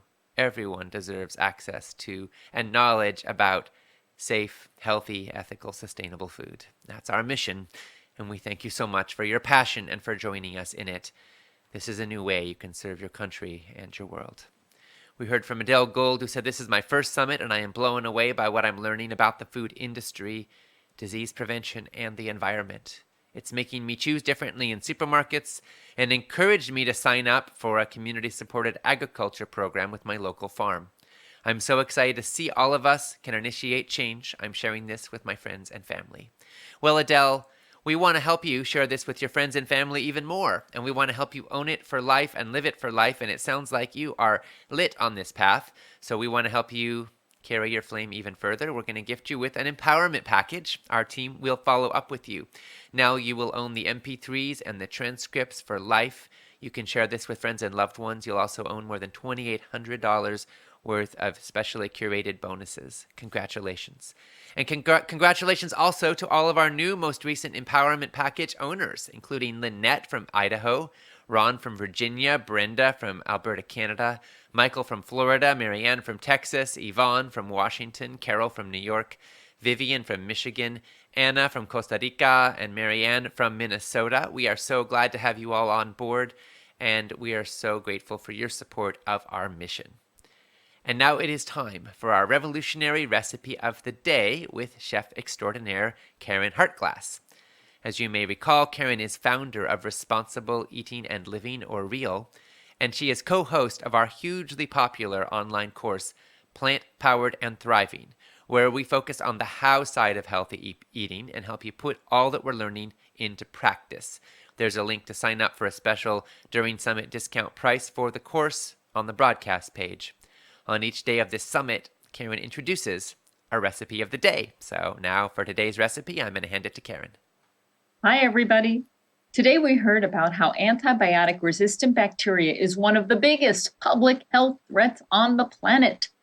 Anna Lappé talked about antibiotic abuse on factory farms, the damage they cause, and how they shouldn't be used. Yet, the use of antibiotics is really entrenched in animal agriculture in the United States. We don't need to consume meat from factory farms, and personally, I prefer not to eat meat at all. At home, we enjoy making meatless versions of recipes that are normally made with meat. For example, tikka masala is an Indian dish traditionally made with chicken in a creamy, spicy orange sauce. This version leaves out the chicken and it's just as spicy, creamy, and orange as the original. The creaminess comes from the coconut milk, and the sweetness and color come from mashed butternut squash or sweet potato. Whenever you prepare a dish yourself, you can modify the spices to make it the way you like, milder or hotter. And you can do that with this tikka masala recipe too. We like this dish made with tempeh or Rancho Gordo marcella beans, an heirloom thin-skinned cannellini variety. You can use any white bean, tofu, or veggie chicken. Tikka masala. It's fun to say and delicious to eat. Thanks so much, Karen, for your contagious enthusiasm for delicious, healthy, life-giving food. We heard from Gretchen Huizinga, who said, I find this summit so amazing. I can't believe the information I am getting. Such a wide range of topics, yet all related. I will say I became discouraged and depressed listening to the interviews on day 3. I think I lost a little hope, thinking there was no safe food, and I felt overwhelmed with the changes I needed to make. But I also kept hearing Chris Carr's comments about forgiving ourselves for our past habits. After a day or so, I knew I had to start somewhere to start making a difference inside my body. First, I downloaded Dr. Michael Greger's app for tracking the daily dozen, which I find easy to use. Then I went for groceries and started again and having a green smoothie for breakfast. I even bought flax seeds and ground them myself to add to my smoothie. I'm feeling better already, and I can't wait to try a recipe or two from the daily recipes. Thank you for all the work you're doing to get people informed. God bless you all. Well, thank you, Gretchen. And if anybody listening right now has ever felt overwhelmed or is feeling at all overwhelmed right now with the immensity of what we're up against, and perhaps even the challenge of how many things you may want to change in your life based on what you're learning, I want to send you some love right there and remind you we don't want to make the perfect into the enemy of the good. It isn't about getting to the perfect spot on the field. It's about moving in a healthy direction. And step by step, we make progress and we develop and cultivate and nurture habits that sustain us, that feed the lives and the health and the vitality we want.